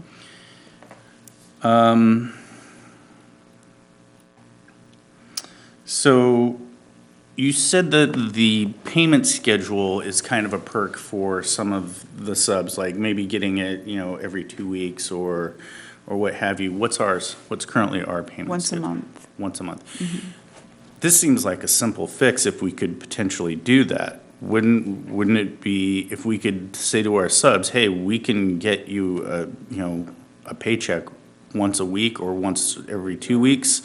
That would be something that could potentially, if it's within our accounting system software to do, then wouldn't that be a simple fix that might make us a slight bit more attractive? Given our salary schedule that I'm looking at, I doubt that that's going to help much, but just getting at it. It's definitely, we can look into it. I believe we have a schedule that comes from our county office, and they outline what days are for supplemental pay, end-of-month pay, and it's pretty regimented, but I mean, that's something we can put out there. And I ask have my for a county waiver of office that meeting or with our something? HR, so I can mention that. Yeah, exactly. Yeah. You know, and you've mentioned some of the other perks that we could potentially roll out the red carpet for them or whatever we can do. Yeah. What are some of those other perks? Like, you're asking, you're asking to try and, to do some, things that would make it more advantageous for a sub to come to our district. What Right. are some of those things? Because Well, I'm curious. Yeah, so we, of course, we're not in the recruitment season, that typically starts like in February, but there's nothing that would impede us from perhaps doing some blasts, some communication blasts, social media, making it out more visible. That's not quite a perk, that's more of an outreach. But as far as perhaps assistance, like I mentioned, the TB fingerprint, we can't give any gifts of public fund type of perks, but Right. definitely we can look at some creativity to make us look like a stellar district, a destination district. Would a complimentary lunch be a public fund gift? What if we allow them to eat in our lunchroom for free? Oh, man. All right. So we got to be I take creative. that back, all the There are lawyers creative listening. ways. I take welcome that your back. recommendations. Vice President Pizzotti will personally bring them lunch and pay for it himself. I'll make some efforts to that.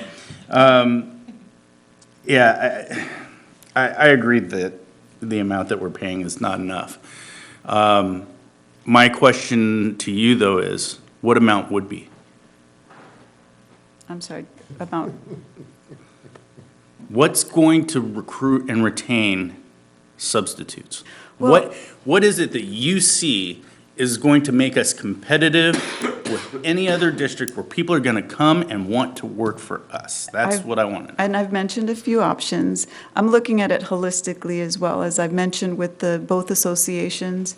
What is it that we're doing to not only invite our subs, but to include employees to be here, and granted, I'm being gingerly about that, because absence reasons, of course, are bona fide, right?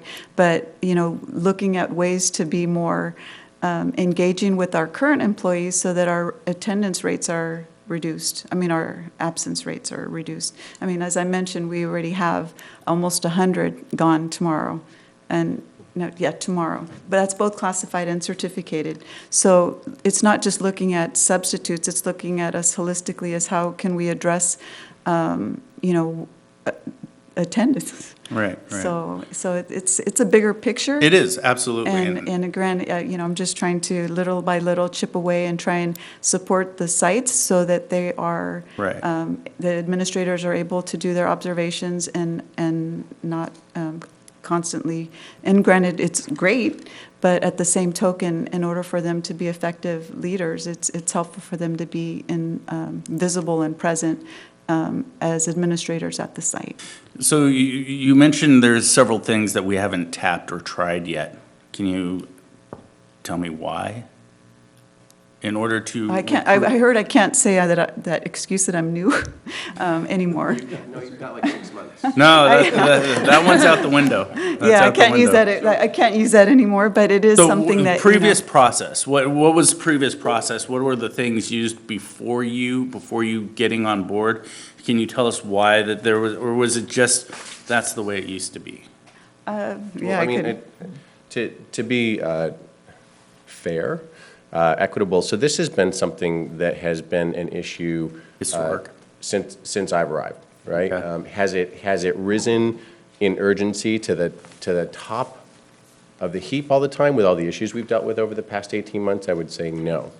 I think that what Assistant Superintendent Gonzalez is bringing us is saying it's getting bad enough that it's feeling really squeaky, and so we're looking for a solution to provide some relief to our staff and to our administration, and that's part of what the proposal is the relief, as well as starting to look for strategies.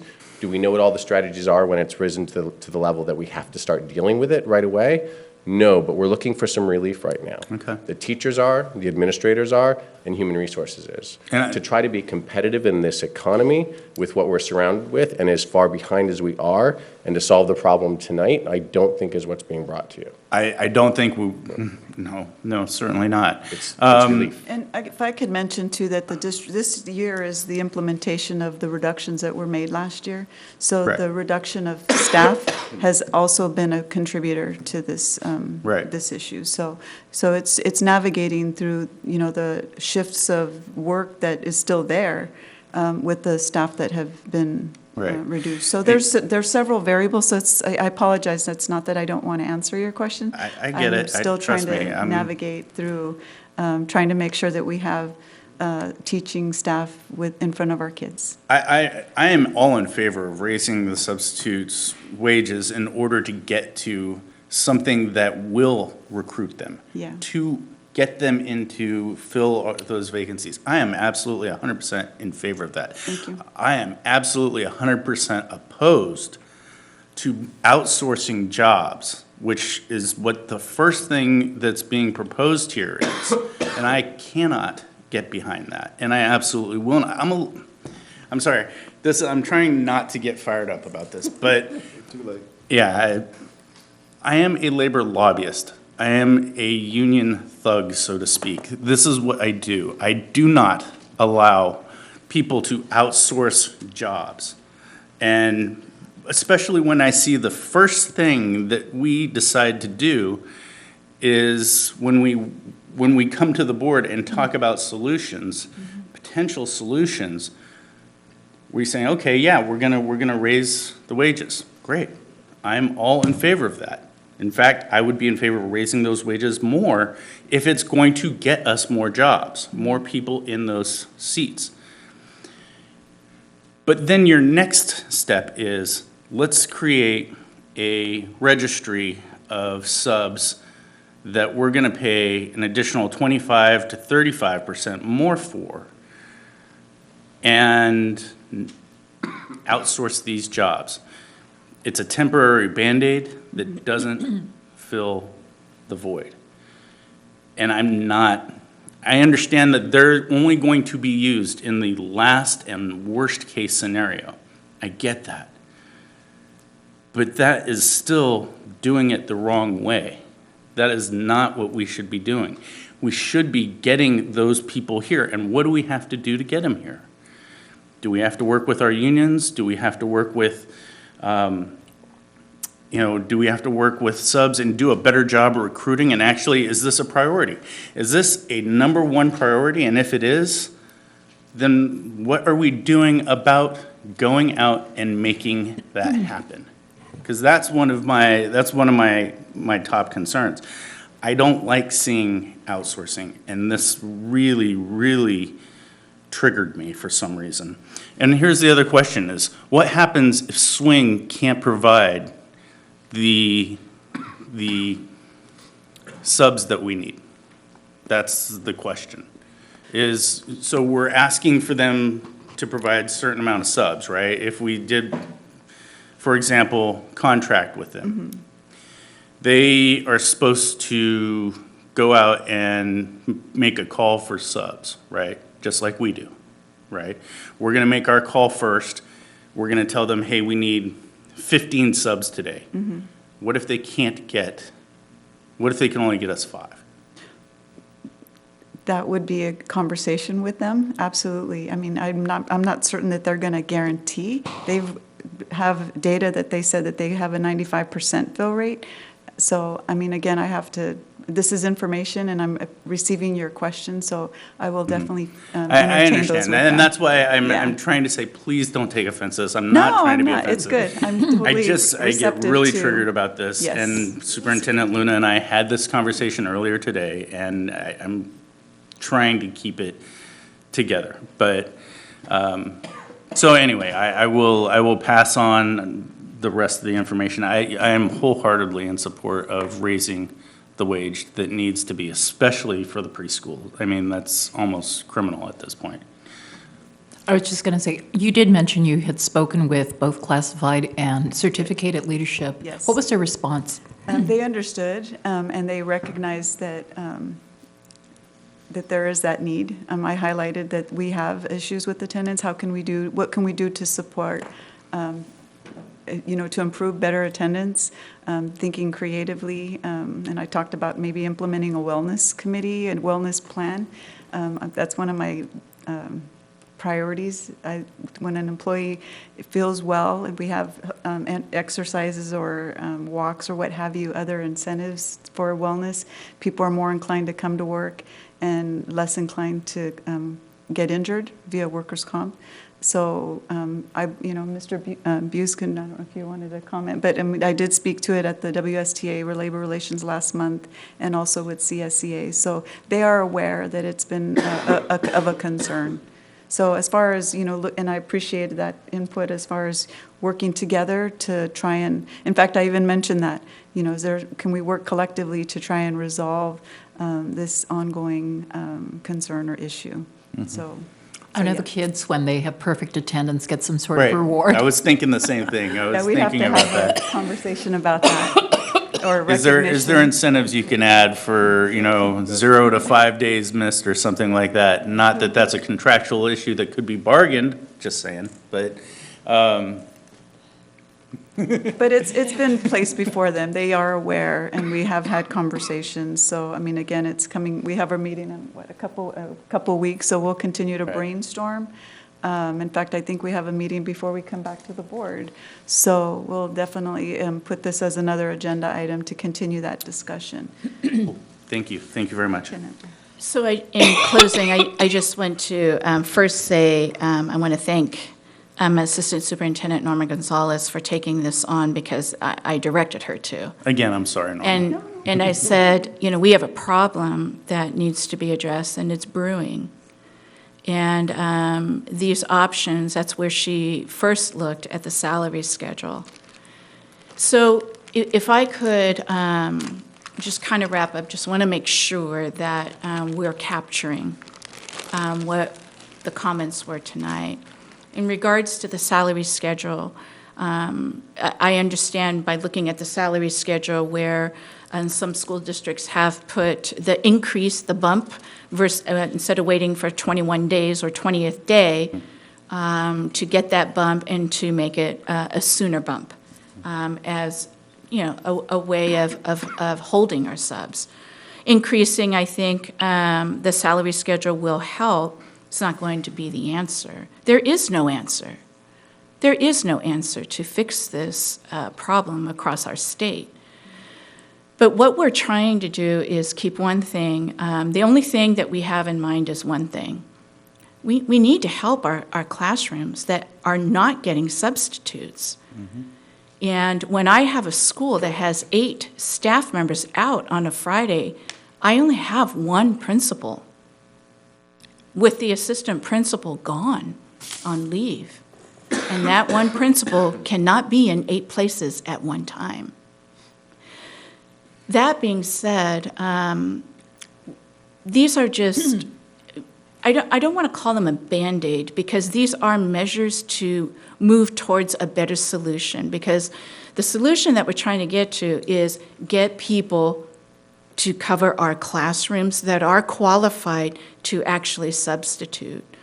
And so, yes, there are, Assistant Superintendent Gonzalez said, many things that we can do and try to get people. That's not guaranteed. It's not guaranteed. And at the same time, what I would say is this, is we're not out here to try to outsource positions. We are fully committed to our employees. If our employees, I would say, if we ask our teachers, do you need subs? Yeah, they're going to say yeah. And they're going to say, I'd rather have a sub than not. Because it's impacting their own children where they can't even take a day because they don't know if they're going to have a sub. That's our lens. That's our only lens right now. And so we're just trying to come up with the most creative ways to try to fix something right now. And it's not necessarily a long-term solution. I mean, if we get more substitutes to enroll in our district, that's less that we need of this swing education. It's less that we need. We're always going to need subs, though. There's no question about that. At the same time, right now, it's pretty pressing when you look at the data that we've added to the agenda in regards to the number of unfilled absences that we have not been able to address. So that's why we're bringing it to the board, so that we can also show in good faith to our teachers and to our administrators and to our paraeducators that we're trying. We're really trying to get to a solution here. In terms of the preschool teacher salary, of course, it is criminal. It is criminal, and we didn't catch that until we started looking at this. At the same time, it's the paraeducators that we need in preschool, because we need one teacher and 2 paraeducators at all times with 1 preschool class. So we really need the paraeducators of substitutes in preschool as well. Those are really, really critical. And then, of course, the paraeducators for our students with disabilities. We need the adults there too. So while we're talking about certificated, what we also looked at is this swing education was also another solution to help with the paraeducator situation for preschool and also for special needs. So thank you for allowing us to have these discussions. Thank you for your honesty, for your feedback, for us to then come back and rethink the plan. And our hope is to bring something to the board on the 24th, whether it's the same plan, whether it's revised, but we need to do something for our employees, for all levels of our employees, to try to bring a solution. So thank you for that, and the staff will be bringing it back on October 24th for the board, again, to review, and if you're ready to take action, we could take action then, or if you want to table it to another meeting for more discussion, we can also do that too. So thank you very much. Thank you, Superintendent Luna, and I do appreciate your comments, Assistant Superintendent Gonzalez. I'll just say this, I'm only one voice up here, and I do recognize the need for the substitutes. I am all in favor of getting as creative as we possibly can, and if that means negotiating certain things with our unions in order to help with the problem, or if it means adding, some salary incentives and creating different, incentives with the substitute pay scale, great. I'm all in favor of that. I'm just, like I said, I'm not in favor of outsourcing. So with that, we will go on to the consent agenda. Let's see, can I get a motion, or wait, does anybody want to move anything from the consent agenda? No. Okay. Can I get a motion on the consent agenda? So moved. Hey! Hey, she's there. Hey, there she is. Second. Okay. All right. All in favor? Aye. Yay. She lives. All right. We have absolutely no action items. There is no board governance items. So now we're onto board comments. And with that, I will start with Trustee Alcala. Thank you. So I'm just going to mention 3 events that I attended chronologically. On October 1st, I was invited by Dr. I'm so sorry. I'm coming down with something. Dr. Walter Kawamoto at West Sacramento City College campus to his class on ethnic studies, and it was called Latinos in Civic Engagement and Leadership. So I spoke to his class about the increasing number of Latinos in the political arena and a lot of the changes that we're making.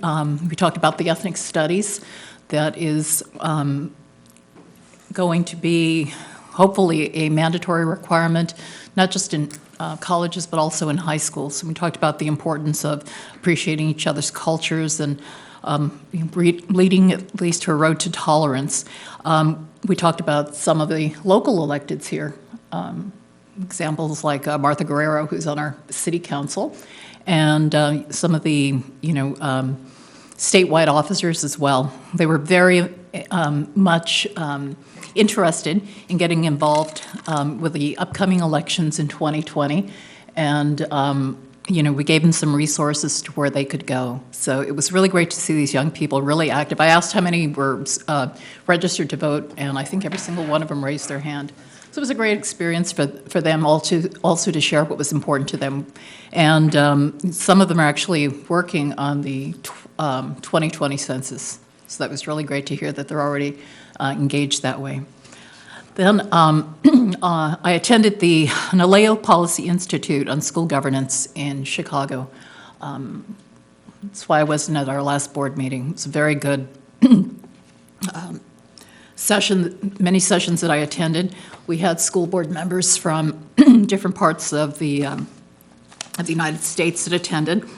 And I'll just hit a few points. Some of the people from Colorado were letting us know that the state has really made a large investment. It's wonderful that we pay for our students to take the SAT, but actually the state pays for them to take it twice. So it's really nice because it doesn't come out of the pocket of the school districts.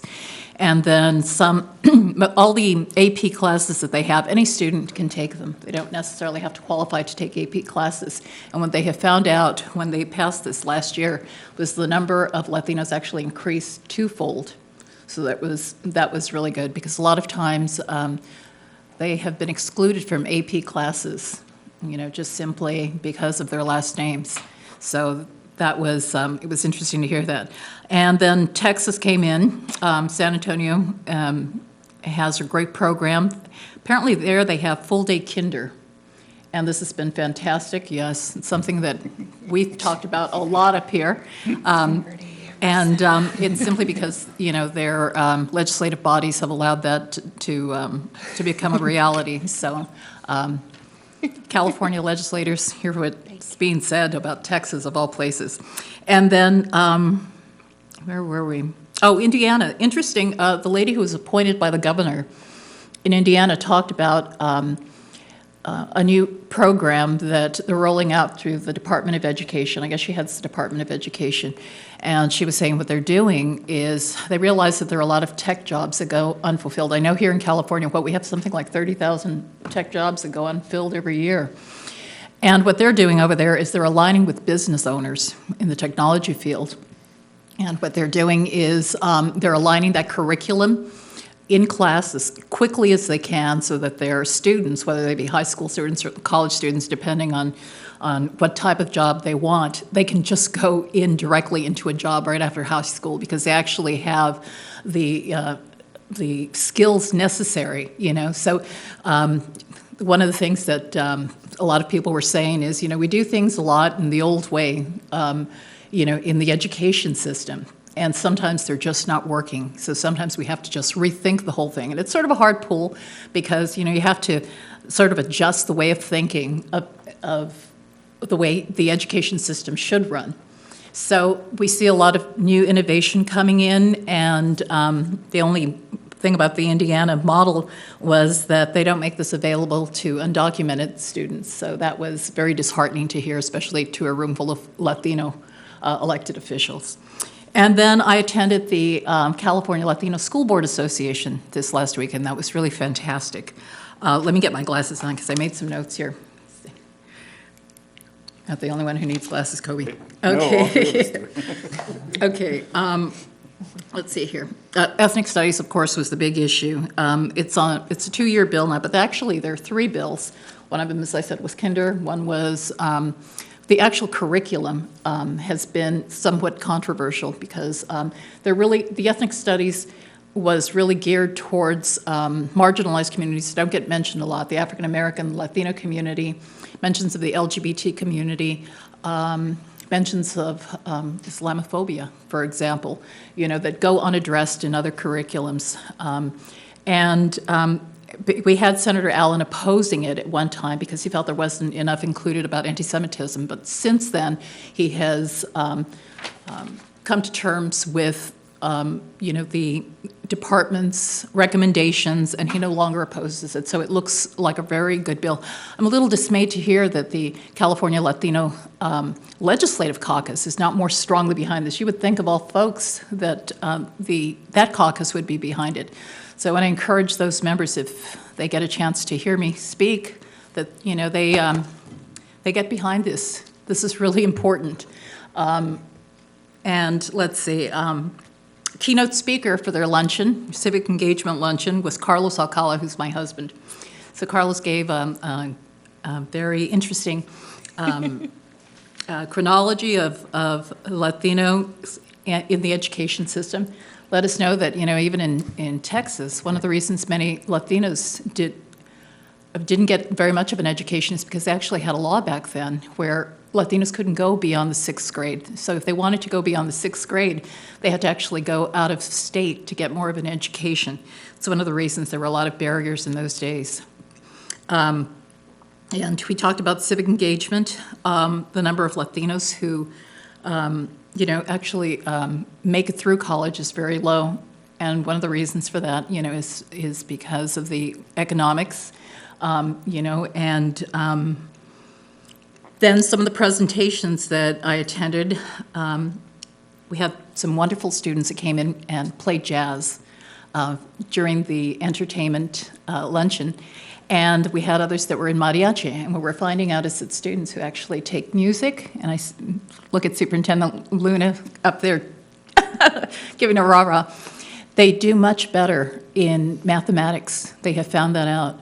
So there's a very strong correlation. I see all the teachers up here going, yep, that's it. Yep.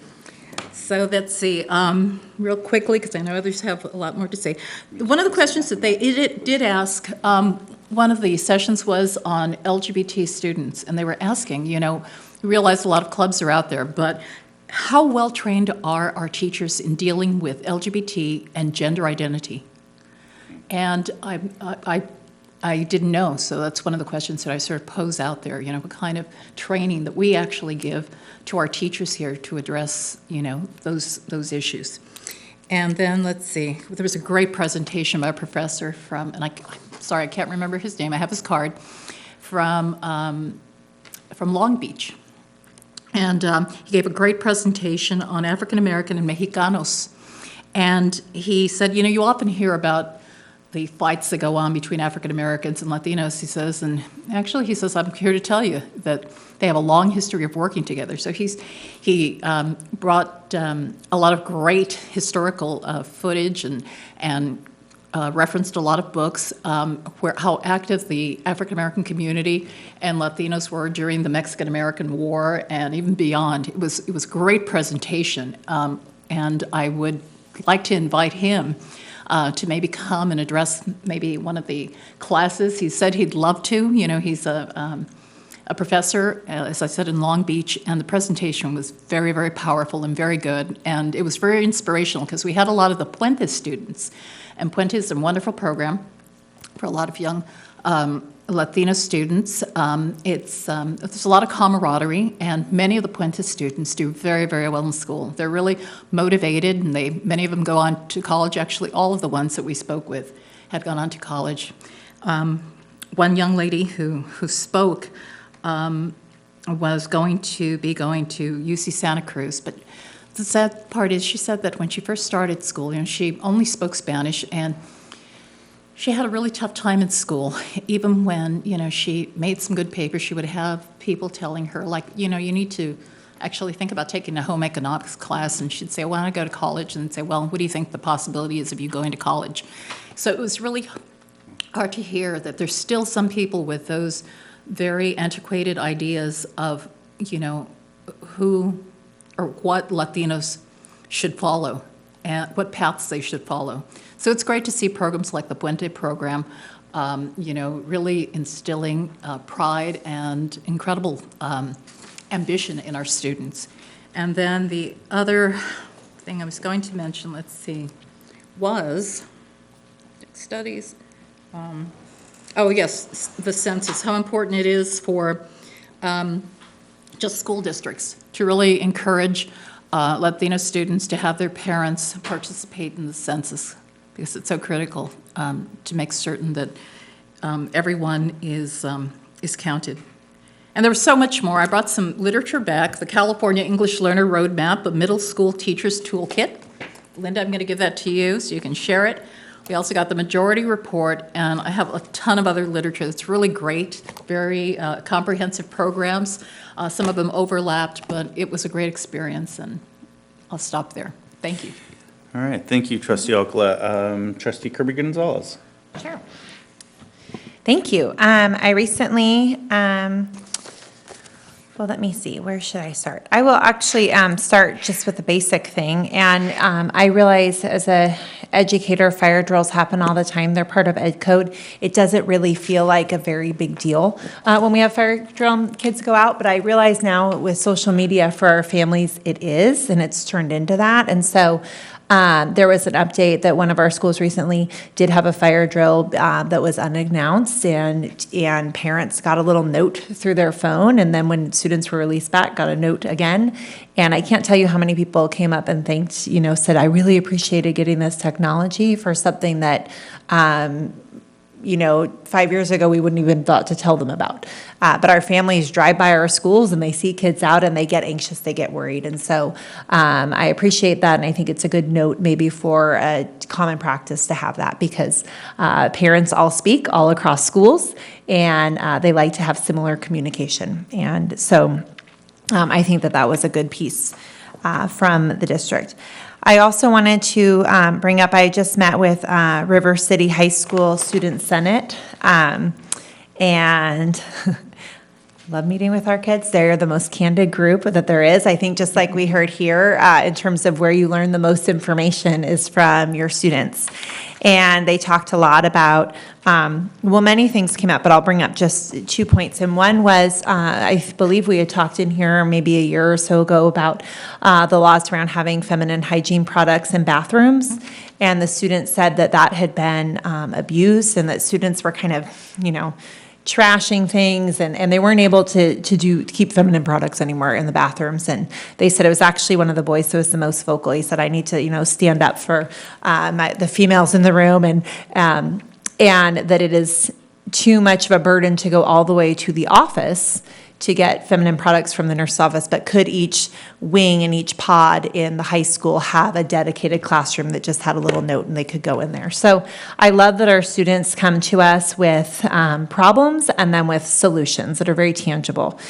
They also talked a lot about the dress code and wanting the dress code to be very clear for them. And I did tell the Student Senate that President Wong and Clerk Jackson are working right now on policy to bring back to us. And so I anticipate that we might all get an email with their thoughts and feedback that will come from that. And at the end of the day, our students want to feel safe and heard and challenged in class. And that's really what it comes down to, whether they're our littlest students or our high school students getting ready to go off into the world. Also, the City Council on October 2nd passed two very important projects. One is at Oakland Bay, which is to get to Bridgeway Island Elementary School. There's no crosswalk for students. And so there's a crosswalk immediately around the school for families that live right there, but anyone that lives further away and is riding a bike, it's incredibly dangerous. There's no crosswalk to get through Oakland Bay. And so the City Council did just approve that. Parents have been working really hard, so I have to give them a big shout out, all of our families that advocated for that. I think the crosswalk should be going in by the end of the year, this year. The other one was at Village Parkway, which also impacts our students and our families, and that was also just approved. So 2 crosswalks going in. And then, let's see, I was thinking about the equity walk that we're doing, and Jackie, if you're thinking there too, and Superintendent Luna, it is on conference week, and we hadn't thought about that when we first planned it, and so I imagine that might impact things a little bit. So just making that aware. Okay. And 2 of us up here have been in a dunk tank for a fall festival, and there are still many fall festivals left. And so I wanted to just invite schools, if you have a dunk tank, then I'm sure that there's some board members up here that would love to go in one. I was in a dunk tank for quite Quite a while. quite a while. It was very cold, Vice President Pizzotti, but it was a good time. And there's fall festivals happening all over at all of our schools, and I really appreciate all the work that really our families are doing, as well as our staffs, to put those on. And the last, it is bullying month, and thank you for the orange bracelets. I think Clerk Jackson was one of the ones that asked for that, and so thank you to the communications team. I think that you helped head that maybe, and they are fun. Our kids are excited about them, and it is nice to see unity in the entire district with that. And I think about, it was brought up earlier here from Westfield when they talked about being an upstander. It was in the student report.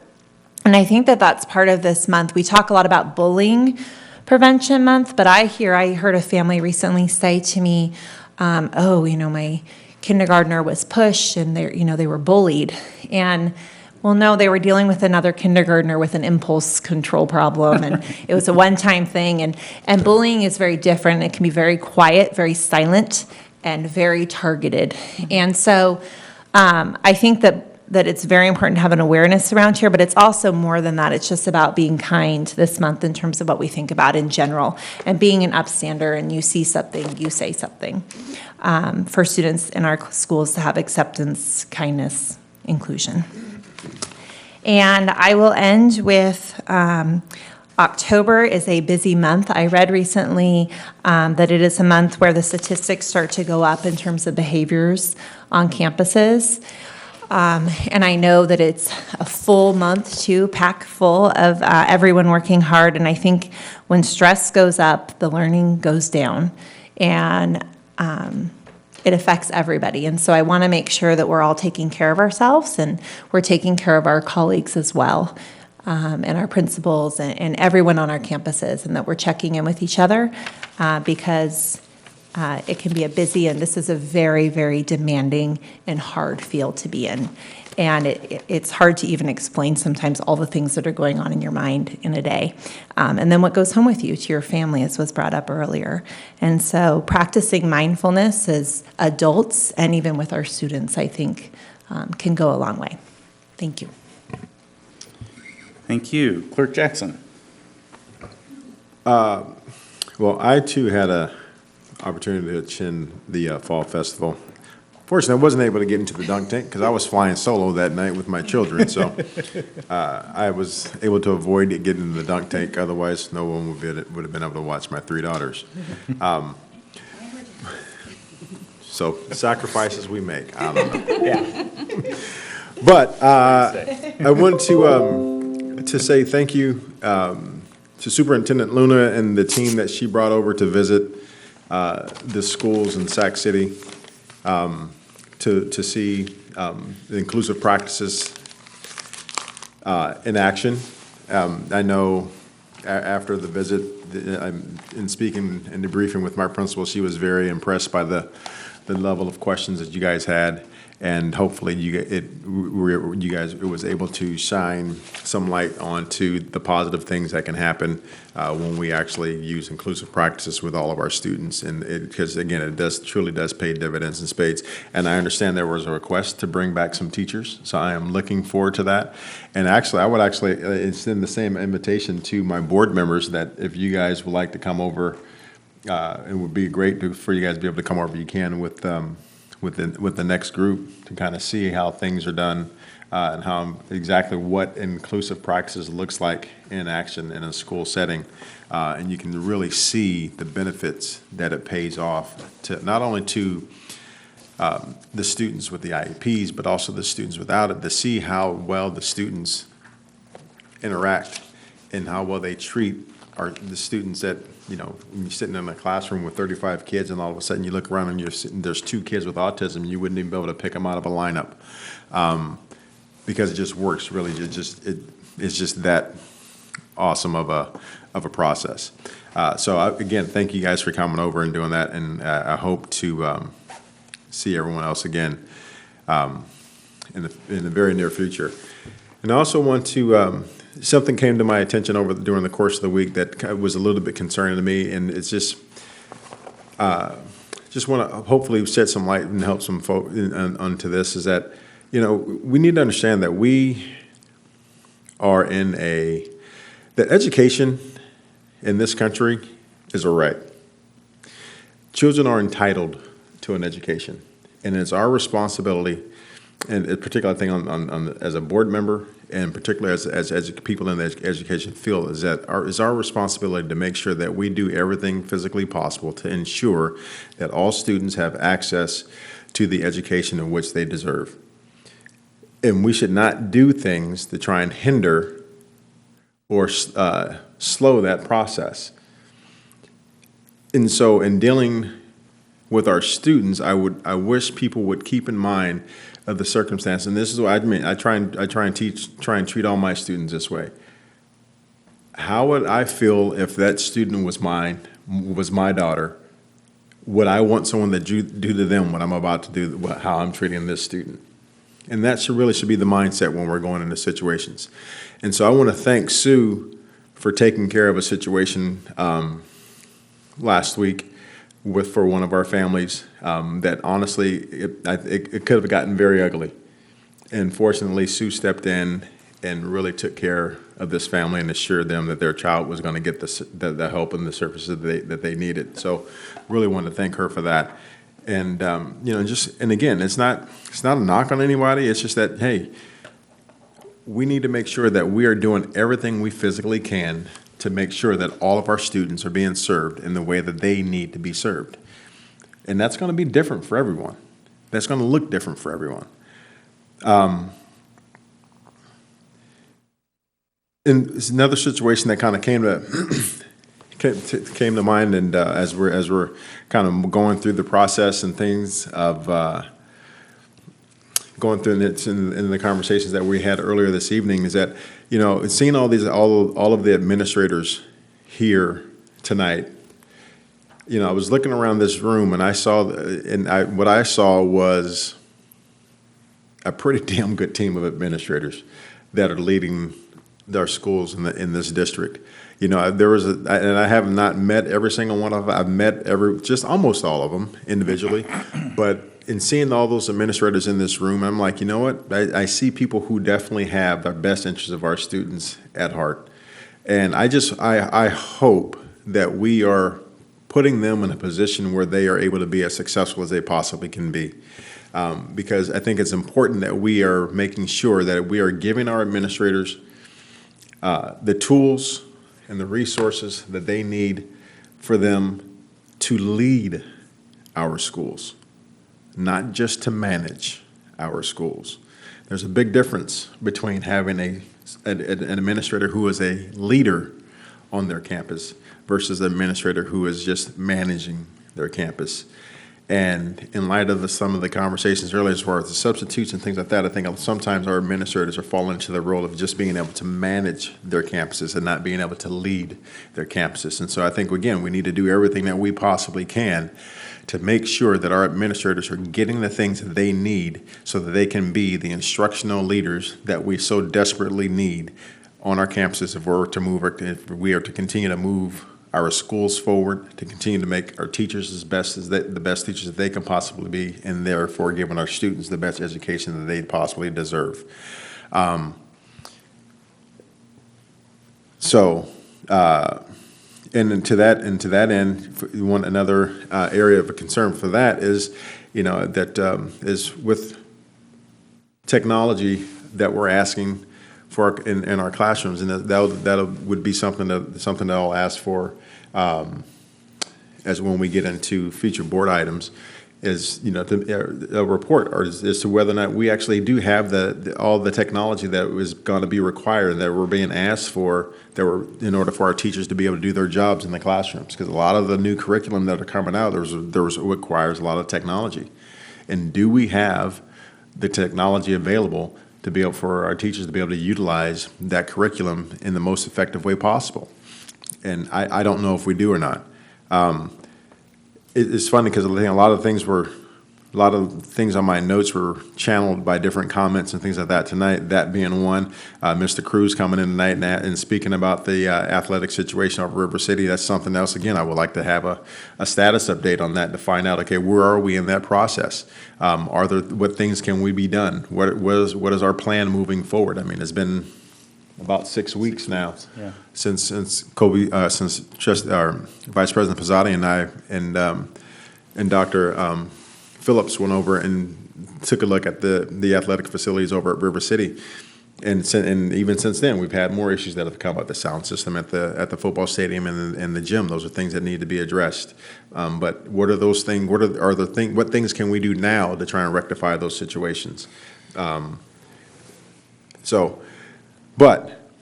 also that, and then I mentioned earlier getting in touch again with the SEO project over at Sacramento State. I know we had also had established contact with for mentoring with 100 Black Men in Sacramento. And so just kind of finding out where we're moving forward on those things, because it's one thing to speak about things, it's one thing is to throw things out there, but now let's get some stuff moving. Let's get some stuff done, and not because for any other reason than the fact that our children deserve it. They're things that our children need, and we need to make things happen for today's kids today, and not necessarily waiting 6 months or a year before we finally decide to move on things. It's one thing that I've noticed is that I think things kind of get brought up and then they just kind of get dropped or forgotten about because other things come up. And it's easy to get caught into that cycle. But let's move forward on some of the things that we've discussed to try and make this place better and the best that we possibly can for all of our students. But with that, I'm very pleased. I'm extreme. Like I said, the group of administrators that were here, I was extremely impressed and very proud to see that group of folks.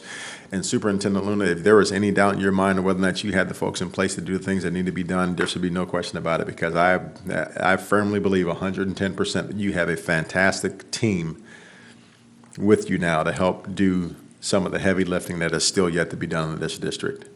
So I would say move forward with confidence, move forward in the fact of knowing that you have the right people in place to help you do the things that we need to get done. Thank you, Clerk Jackson. So I did go to the Bridgeway Island Fall Festival, and like Trustee Kirby Gonzalez, I was in the dunk tank. I was almost said drunk tank. Freudian slip, no. Yeah. I was in the dunk tank, as well as Principal Dr. Bafico. I will say this, though.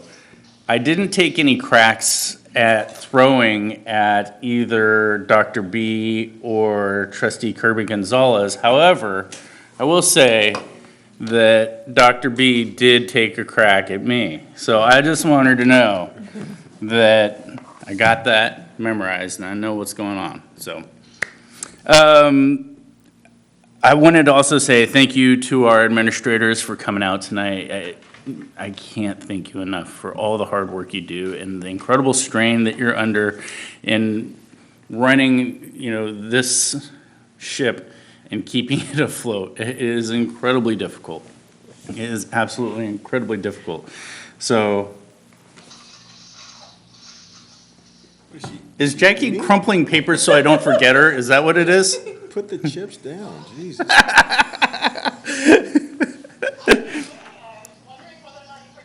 I didn't forget about you. I was just going, I'm the vice president, you're the president. I was going to let you go last. I did want to thank the city council for approving the crosswalk for Oakland Bay. That is an incredibly dangerous crossing area for our kids. It's sometimes a blind crossing as well. So I'm so grateful that that did get approved, and it can't get done soon enough, in my opinion. So I'm really, really thankful for that.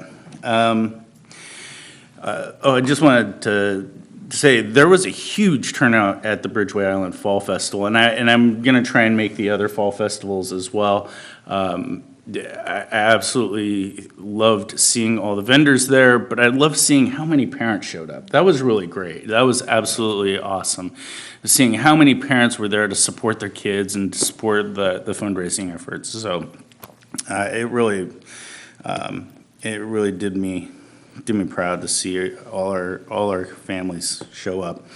And I just want to kind of piggyback on what Trustee Jackson said about Mr. Cruz's comments. I totally agree. We do need to have an update again on as to where we are. We need to do that continually throughout the year. I think that's going to have to be, maybe periodic updates just to make sure that we're hitting our marks, because there's some things that are happening where we're asking our teams to fundraise for things that should be budgeted for. And it should come out of the general fund. These are things that, paying for footballs should not be something you have to fundraise for. Paying for helmets, that is absolutely a no-go. If you're gonna play football for a team that is for the school, you absolutely should have that football team provide you the helmet. And it fits, right? I mean, that's just really, really frustrating to hear.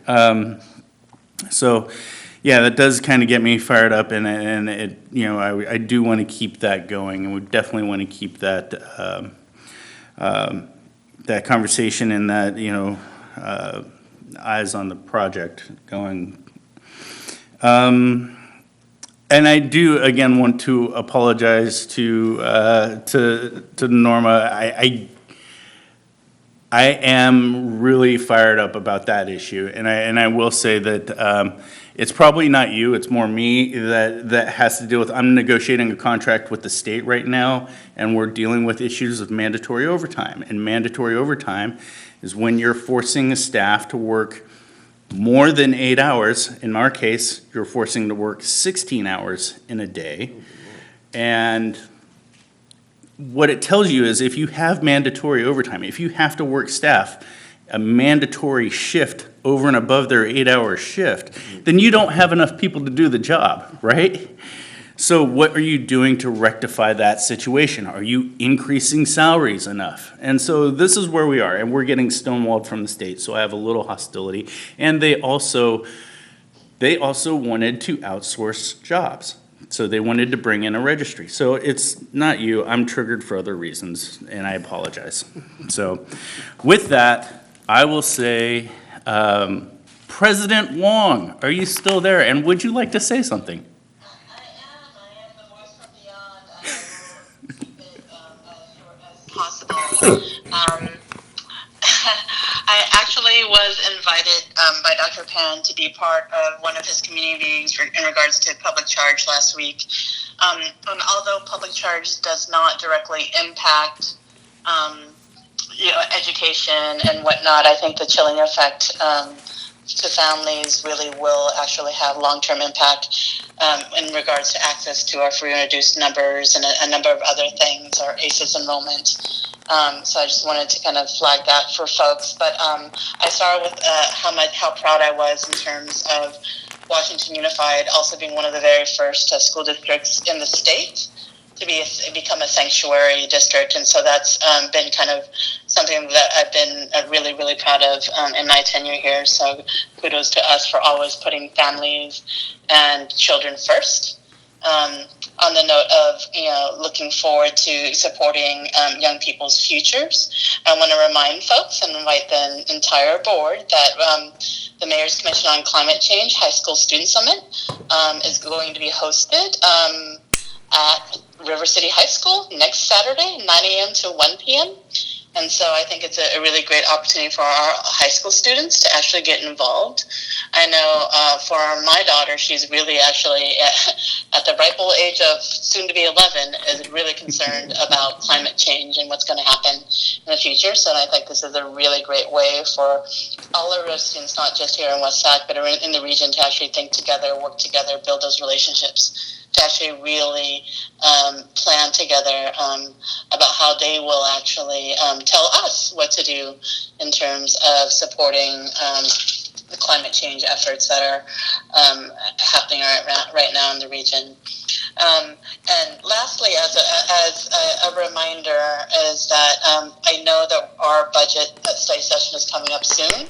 Everything that's been talked about today in terms of investments, I think that I really do encourage the board to come with their ideas and work with Superintendent Luna and Cabinet about the things that you want to talk about, because budget investments are going to be talked about and need to be talked about in the context of our planning for next year. So just as a reminder that instead of kind of, I think that a lot of us get tired of talking about the same things over and over and over again, but we do have some things planned, and I encourage you to actually bring up that conversation and very intentionally in our budget planning sessions, if that is a priority of the board, so that we can discuss that in the context of everything else that's going on too. So with that, that's all I have for this evening. Thank you, President Wong, and may I say it's been a pleasure filling in for you. All right, moving on to future board agenda items. S1, Board Policy and Parent Handbook regarding cell phone use and dress code. S2, Review of programs for students with special needs, inclusion, co-teaching, learning center, RSP, SDC. S3, Review of MTSS, PBIS programs. S4, After-School Care, Enrichment, and Athletic Programs. And Superintendent Luna, can I, on this one, ask that we bifurcate the after... Huh? What does that mean? Bifurcate? Separate the two? Oh, I think you should say that. I like to use polysyllabic words. The after-school program, after-school care from the enrichment and athletic program review, and create one for each. Thank you. And then S5, board budget study session, and S6, debt service update. Is there any future board agenda items? Yes, I will give the status updates on the, and which I believe is actually part of. The athletic. Yeah, the S4. athletic, S4. Okay.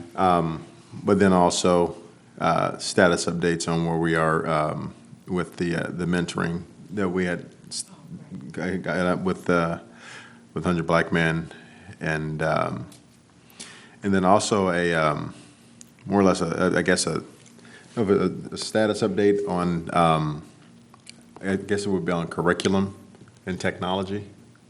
'Cause I know the news, like I said, I know the new science curriculum has a pretty large technology component to it. And so if we're in where we are in terms of being able to meet those requirements, to be able to give our teachers the resources, if we're asking them to implement this new curriculum, we need to make sure that they have the things they need in order to be able to implement it correctly and effectively. Okay. Can I ask, do we have, it's not on my calendar, so if we have the date, I want to make sure I get it on. Do we have the date for the board study session finalized for the budget? Superintendent Luna? We don't have a finalized date. We were looking at December. Usually boards okay. meet in the month of December. Got it. To talk about the future budget. Okay. And that's in preparation for the month of June. Perfect. And also preparations for any kind of changes in the month of January, February, and March. Perfect. So how about if I send some dates out in regards Sounds to good. some of these board study sessions? Thank you, that would be great. Thanks. Trustee Wong or Alcala, do you have any? No. No? Okay, with that, I'll entertain a motion to adjourn. So moved. Do I have a second? Second? Second, Trustee Kirby Gonzalez. All in favor? Aye. Aye. Thank you.